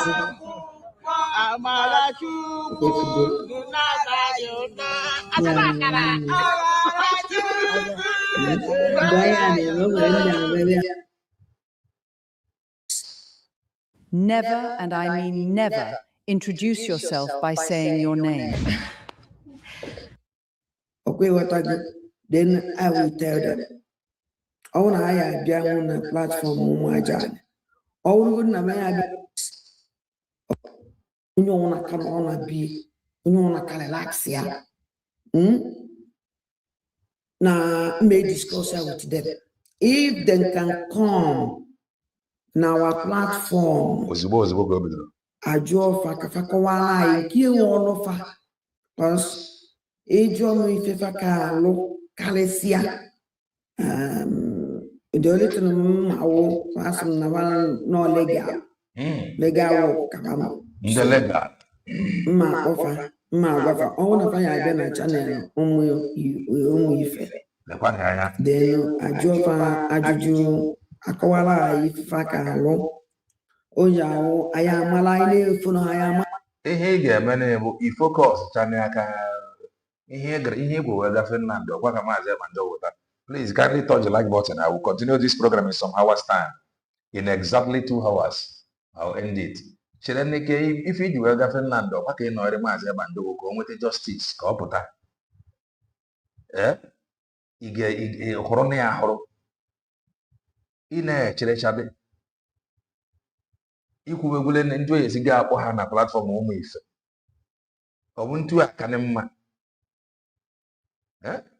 Mana ị na-efu na ihe specialized in ya. Na ọ na-ejere anyị iji wetara anyị Biafra. Dịka o nwere onye dereme kedu nke fa ọ na-eji iji wetara anyị Biafra. Amaghị m. Ọnwụ ka agba anyị nke ba specialized na ya. Ọnwụ na ha specialized na legal. Then agwa anyị amalụ kọwara anyị. Then ebe a chọrọ ka anyị bido ebe ma nke ha si nọ ebe a kafa nọ ya n'ebe a ka enyi dị na then ị na-eme ịma yes na ana m eme ya not because of this. Okay, what I do? Then I will tell them. I want to hire a na platform ụmụ aja. Ọ bụrụ na m ya abịanwu na platform ụmụ aja. Ha chi ime ana mma like ka ime one of them or two of them invite ka ha bịa kọwara anyị. Then I amalazie nke anyị na-eme. Okay, what I go? Because now I don't know who on the program will go 247 man. Mana before neje ba neje because obata me no biketa second kilianya bikono I am asking in by do you trust them 100%? My dear, I am yes and trust and I trust somebody 100%. Even more than them and they get I trust more 100%. Now we just trust somebody 100% more. I trust women 100%. The talk less of me just trust somebody 100%. So the only thing me know that na wafa abia na channel o majan. Ajofa jumana biko o na fa kwete bia. Ju onye ya aju ajuju. Imala nke ha na akpa gị na n'ifa pleasantry. Ejofa ajuju na ya. Ejikwa na asaba oge nke na jikwere so. Ngozi ọla beze jikwere so. Mama da abu jikwere so. Adolo wu jikwere so. Mba, achọrọ m ya achọ. Okwe ghọtago. Because na ọhụrụ ife anyị ji wee kpọ ha. Olezikwe ha jizi aka ha ka o jee side ya. Anyị ajụọ m ajụ na ibe ba wefụta aka ya. Ibe anyị wefụta aka anyị ya ajụ ha. Okwe ghọtana. So oya ọ na-edezi unu ama n'ọnụ fa ka unu si wee nụ ya. Nọ na ntị ha ka unu si wee nụ ya. Ọ gwụsịa ife. Nke ya ọ na-ekwu okwu na ama m malite mgbe ọ nwere eko ọ na-enwe eko. O nwere something nna notice ebe a.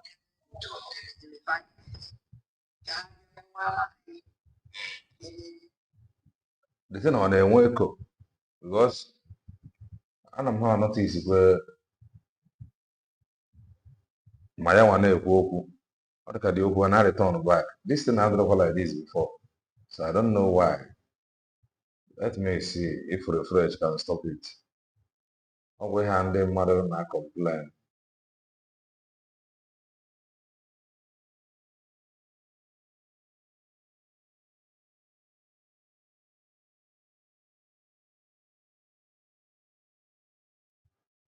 They go better now. Well, let me add her again because I remember observing a mic here, but it's an addition. No, it's not echoing. The thing from my side or from my mic here. I don't know why. The thing I had your one to before was I noticed that.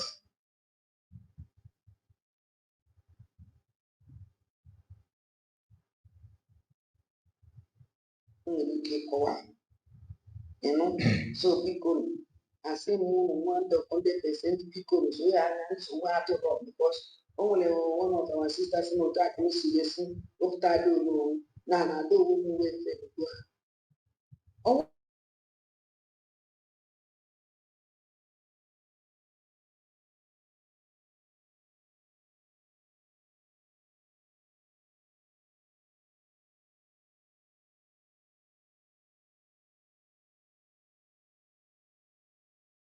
you should be too much. Okay, can you see me on us? Who do you want to use? Who do you want to use? So it's a young. Oh, yeah, you think too much. I can't blame anybody. Even when I was confused, I don't confuse. And no.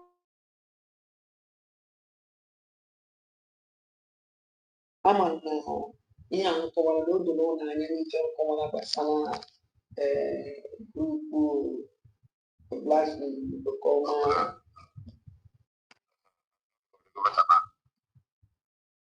Let me add her again because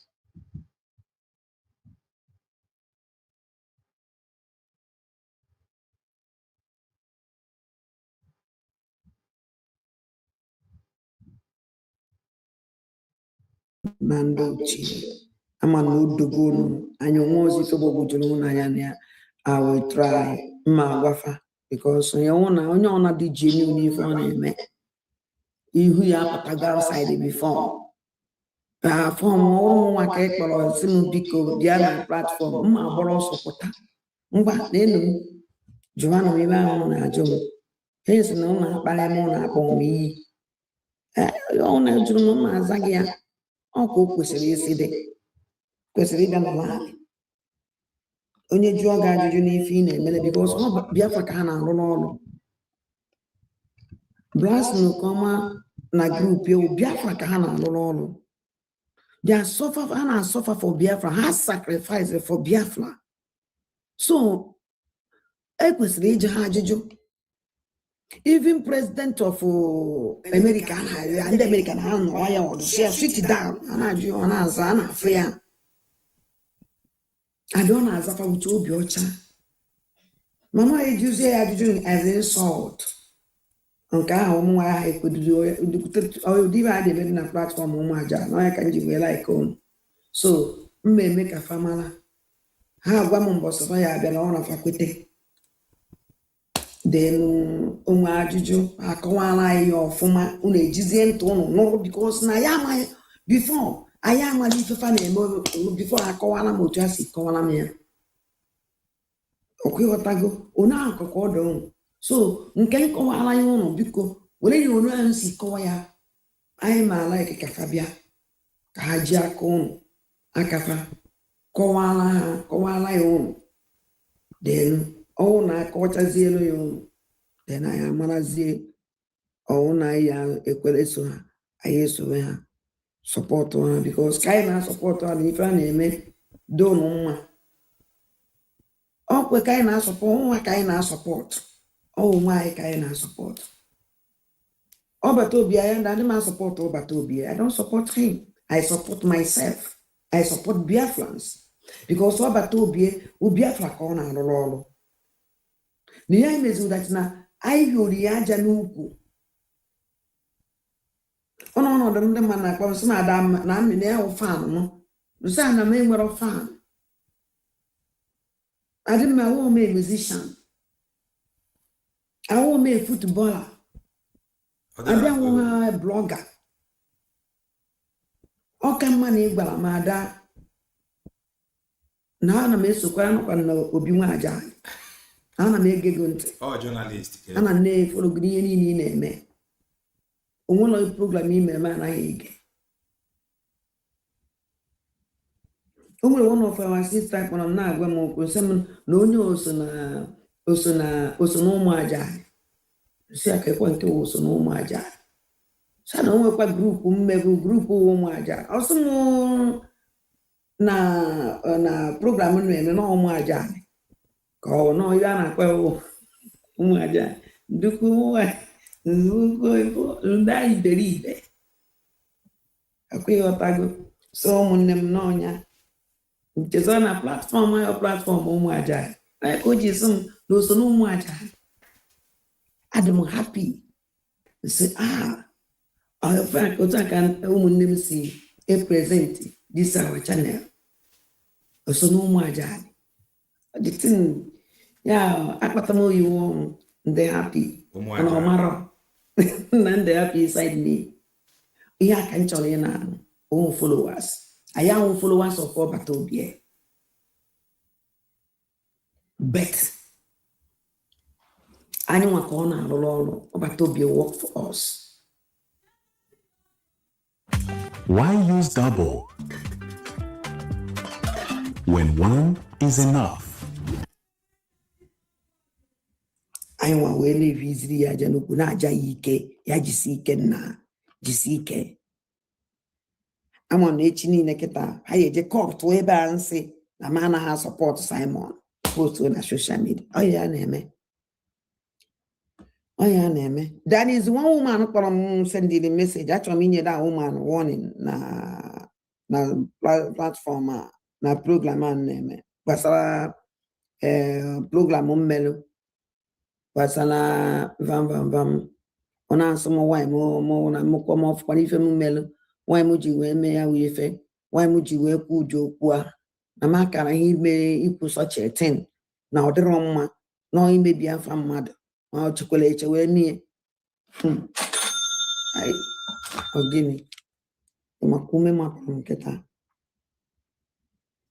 Amo chocolate we me acho mi ku gbasara 1 second. Kanji ku kan dress ya oku. Onwele egwu ndị na aga. Okolo nne m akọ nkiye. Nenu mama akọ. Na ịkọ nne m ịkọ nke gị kwekwa ịma na arụrụ a na-egbuo na gị. Agaghị m ege ezi asịrị gị ahụ ka mmele m mgbe mee ọ maka asịrị ha esigo m wee ana m asị gị maazị ege ị na-ahụ nwaanyị aka na-elive a blọkụrụ m ya today elivchala anya meseji blọkụ ọnya unu nwa nọ van na master prophet wee mee program n'isi for how many hours Sunday. And if I na call that place, la, edina,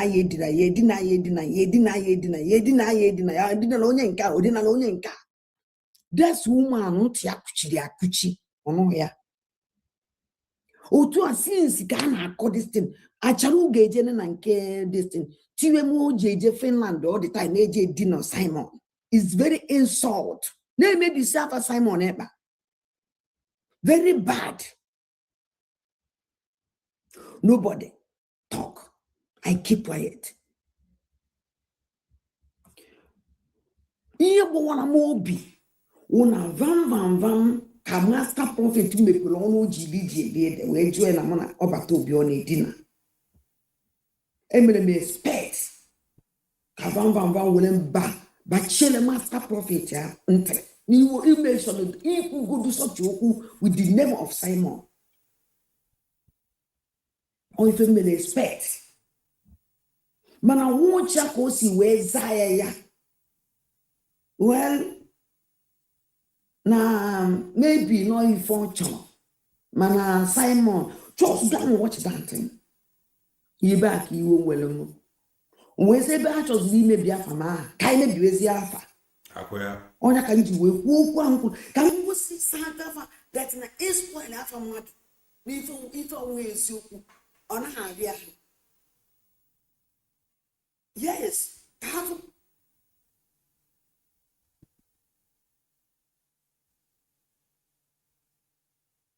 go on. Where is okay? Can't you say this is vam? Kavam for Kosia for Madi may be a family be a program, even the man arise, and name. Vam may program and may man arise. Master prophet may program and may man arise. And arise is can name. Use my program may and arise. Why are you looking for my family? You're looking for everything. In that 2 years, you will bring him down. Why? At my age, can I call the Akoka? I call Bagonin, the nonsense Anako, or do they asna? Now, la. Do you say that's small or no? Don't like a I don't understand. Ndị mmadụ ahụ afụzi kedu ife butere ya okwu mana ife a na-afụzi nke nkwu. Okay, if you're not saying that never happened. No matter Master Prophet but a program with Eggman. No ya about the reason iji wee ife ikwu banyere Eggman. Ojikwe wee ṅụọ mmanya, goo mmanya, goo nri, kwụọ water is so n'ahịa n'ọnọdụ ọrụ. Okay, if you're not saying no, your program made you to say what you said. Asị ka mgba nkịtị ka shi anya ọfụma ka o jee viral before mpụtasị na ibe ahụ kwuru awụrụ eziokwu na ekwuru nye ka mmegide vam ka ọfụ ka ọ na-adị ị na-afụta ego na platfọm vam ka nke a na-akpọ Obi bịara na m jikwara ayọ ya biko ya jikwara jụ mejikwa emegide wee kwetezie si yes na abịara na bego na Germany ya kọtụmazie nzi abịa gwa Biafra ka nsi bịa bego na Germany. Mana nke a na-akpọ Obi o nwere voice note taba mmadụ voice note ma o linkere with Obi nwere voice note nke anyị playere imere admit n'ịlụ ọhụrụ onye nke a so much amara m maọbụ onye nke a bụ Obi. You said I love you so much. You are a great man. Even all the other great man. You are a great man. I love you. You got to go. I'm another audio. So you cannot come now begin to say if you but why such a thing? Man viral more than in now no act of anger. Obi vuruzie kai ataka nkwuchazida mana si so na-akọ ife ọ na-akọ ekwu mmokwu mana iwe eruvu ana mbọmbụ nke m pam Obi vuru kai pụta atọ mmụọ ya ọkwa na ya dị nọkwa na ada ndị mbụ na ndị gede ọkwa na ada ndị mbụ na ndị gede abịa bie ọkwa na nke eme nke ame nke ọzọ ya nke amehie nke amenya nke emehie nke amenya mana mgbe ị na-ekwu mfe niile ahụ ị na-ekwu agbara m nkịtị mana ya ala ikike imebi afa m mana mgbe m bịaziri ka mmebizi afa m ahụ tigụnwa ịgbabazie ọsọ ịwụrụ innocent emebiwe afa gị a blackmail gị. No, let me tell you people something. If these people are marọ mụnwa ada ndị mbụ na ndị egede like from the beginning mgbe ndị njem mụmụ pụta ụwa eso na ndị agha na nwa n'ụwa ọgụ before n'ụwa ọgụ ọgbọrọ ọtọ ụnụ mara amara. So nwa ịgba m ọtọ ahụ ibe ya ahụ ịgba m ọtọ ahụ ewere ijie na-amam ego gị mee ha ịdọkasị akwa ka ịgba ọtọ eburuzie m ụzọ gbuo onwe m ọtọ wee bịazie ọgụ wee nekedizie gị owuwezie na ọmụnwa gbara ka ọtọ dana iwe na ọbụnwa gbara m ọtọ. This is me. Nobody because this madness must stop. Always okwu na ọ na-eje viral. I don't care. Emiri eji ike achọdụ m ịnwa ọkwa m nwa onye ka a na-akpa afa ọkwa m nwa ọkwa bam nke m ote n'afọ m wiwere na dị such a thing adịgo m tired. Nke Master Prophet na-abịa o nke na-abịa nke Master Prophet ya bọmbụ and nke na-eweta na eweta evidence. Enough is enough for this nonsense.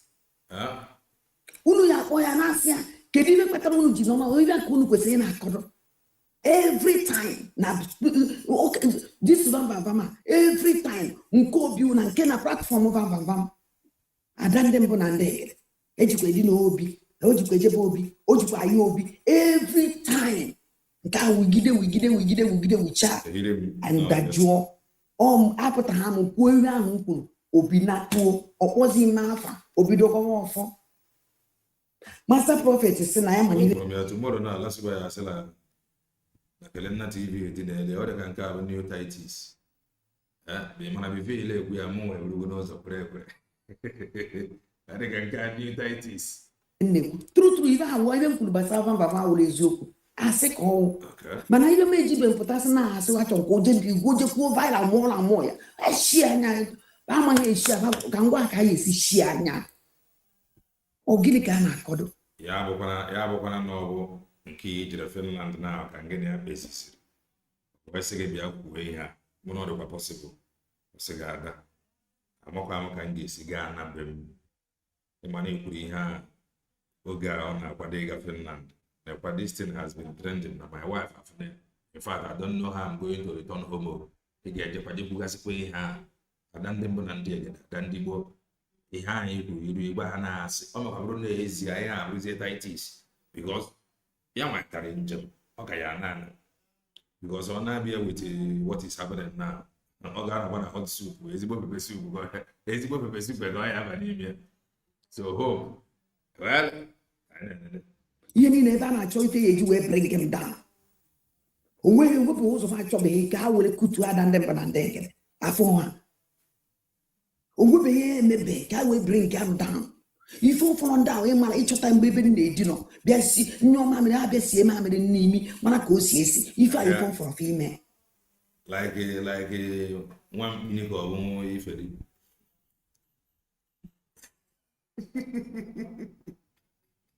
maka gịnịzi so ebe mụ nọ ya ka ibe a na-akọ ka nyeziela fa aka na ha kụzie ya masị ha chiazie anya anya ọ gago viral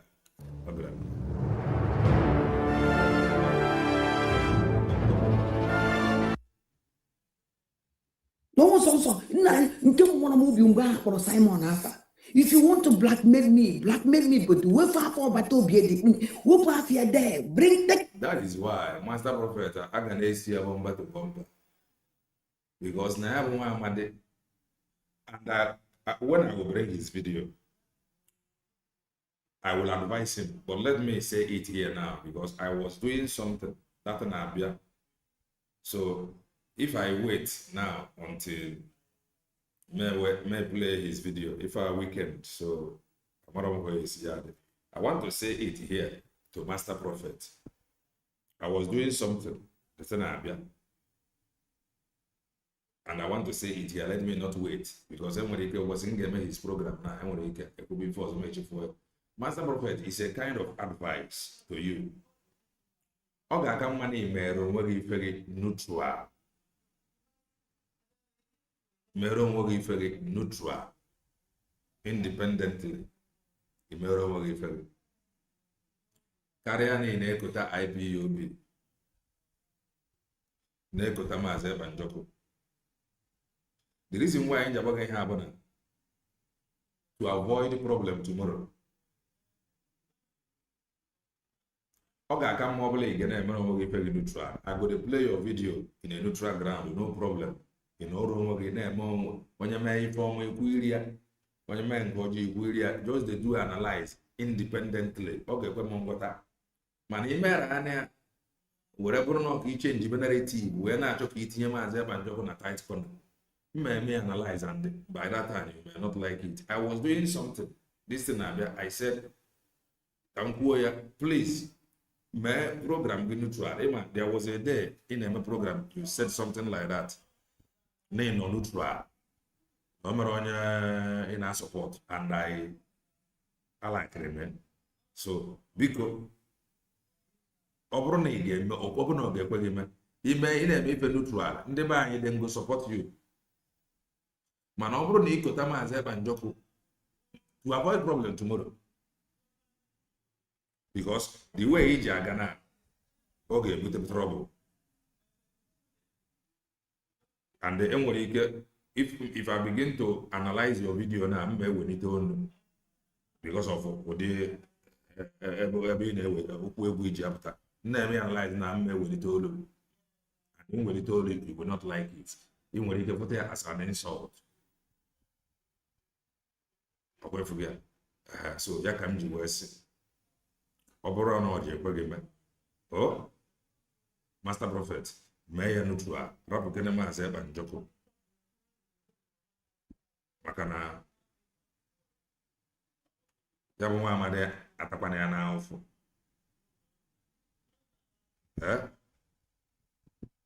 I can tell you the enmity Maazị Ebanjọkụ faced is not to compare with enemy Maazị Nnamdi Kanu face. Mazen na the kind of enemy o meet some high class enemies. You got to go now. Mana Mazen Banjoku meet enemy bona. Mazen Banjoku kuru se nea choka ada na potopoto. Nea ga-eso gị daa na pọtọpọtọ ife a bụ that is enemy ometri bụ the lowest of the low. Fight gị dị ife niile na scale or through. So ọ ga-amasị m do your program independently. Mana ebe na-etu wist ọ nwere ka isi etu wist okwu o. And etu anyị isi etu wist ya mma ewelitebe onu and mwelitebe onu man like ya. Ọ maka Maazị Abanjọkụ ka m ji wepụta na social media because of personal revelation.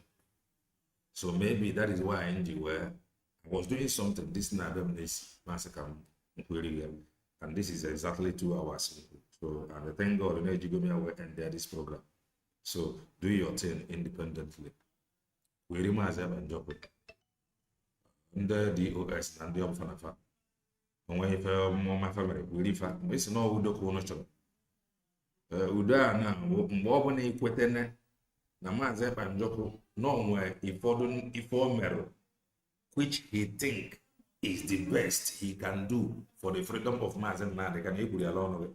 So ị na-anya ị ga-afụ ebe ọ nọ fụ ebe ọ na-aga, ị nekwa n'anya fụ ebe Maazị Nnamdi ka nọ fụ na onwe ebe a na-aga. The only place a na-aga bụ ntụ eji esi jee ekota mba ụwa ka fa tinye ọnụ na his release and ọka nwere onye ọbụla kwuru okwu ọbụla.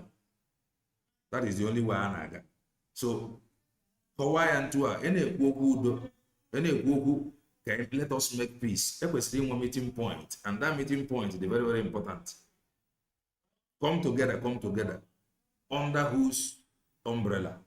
Ile anya Maazị Abanjọkụ nwere ife ọ kwadoro. So biko ọ ya bụ ife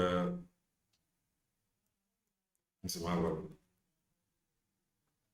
I am going to end the program here. My studio. I will continue this program in some hours time. There is something I must take care of. Amaka Mary Bobibo, all of us of truth, all of us of truth. Kindly touch the like button if you haven't done that. We must continue. Maazị Abanjọkụ ndị niile na-achụ ya aja ada ndị ọ chọrọ oge mụ di ya mara target bụrụ nwude. We are hopeful na appeal ya na ọṅụ ga-esi aga apụta. Mana emegidekwa ara emesịa ma ọ bụrụ na ọ pụtara n'oge na-adịghị anya. Before by this time arọ ọzọ ọ ga-apụta. That is for sure. So stay blessed and bye for now.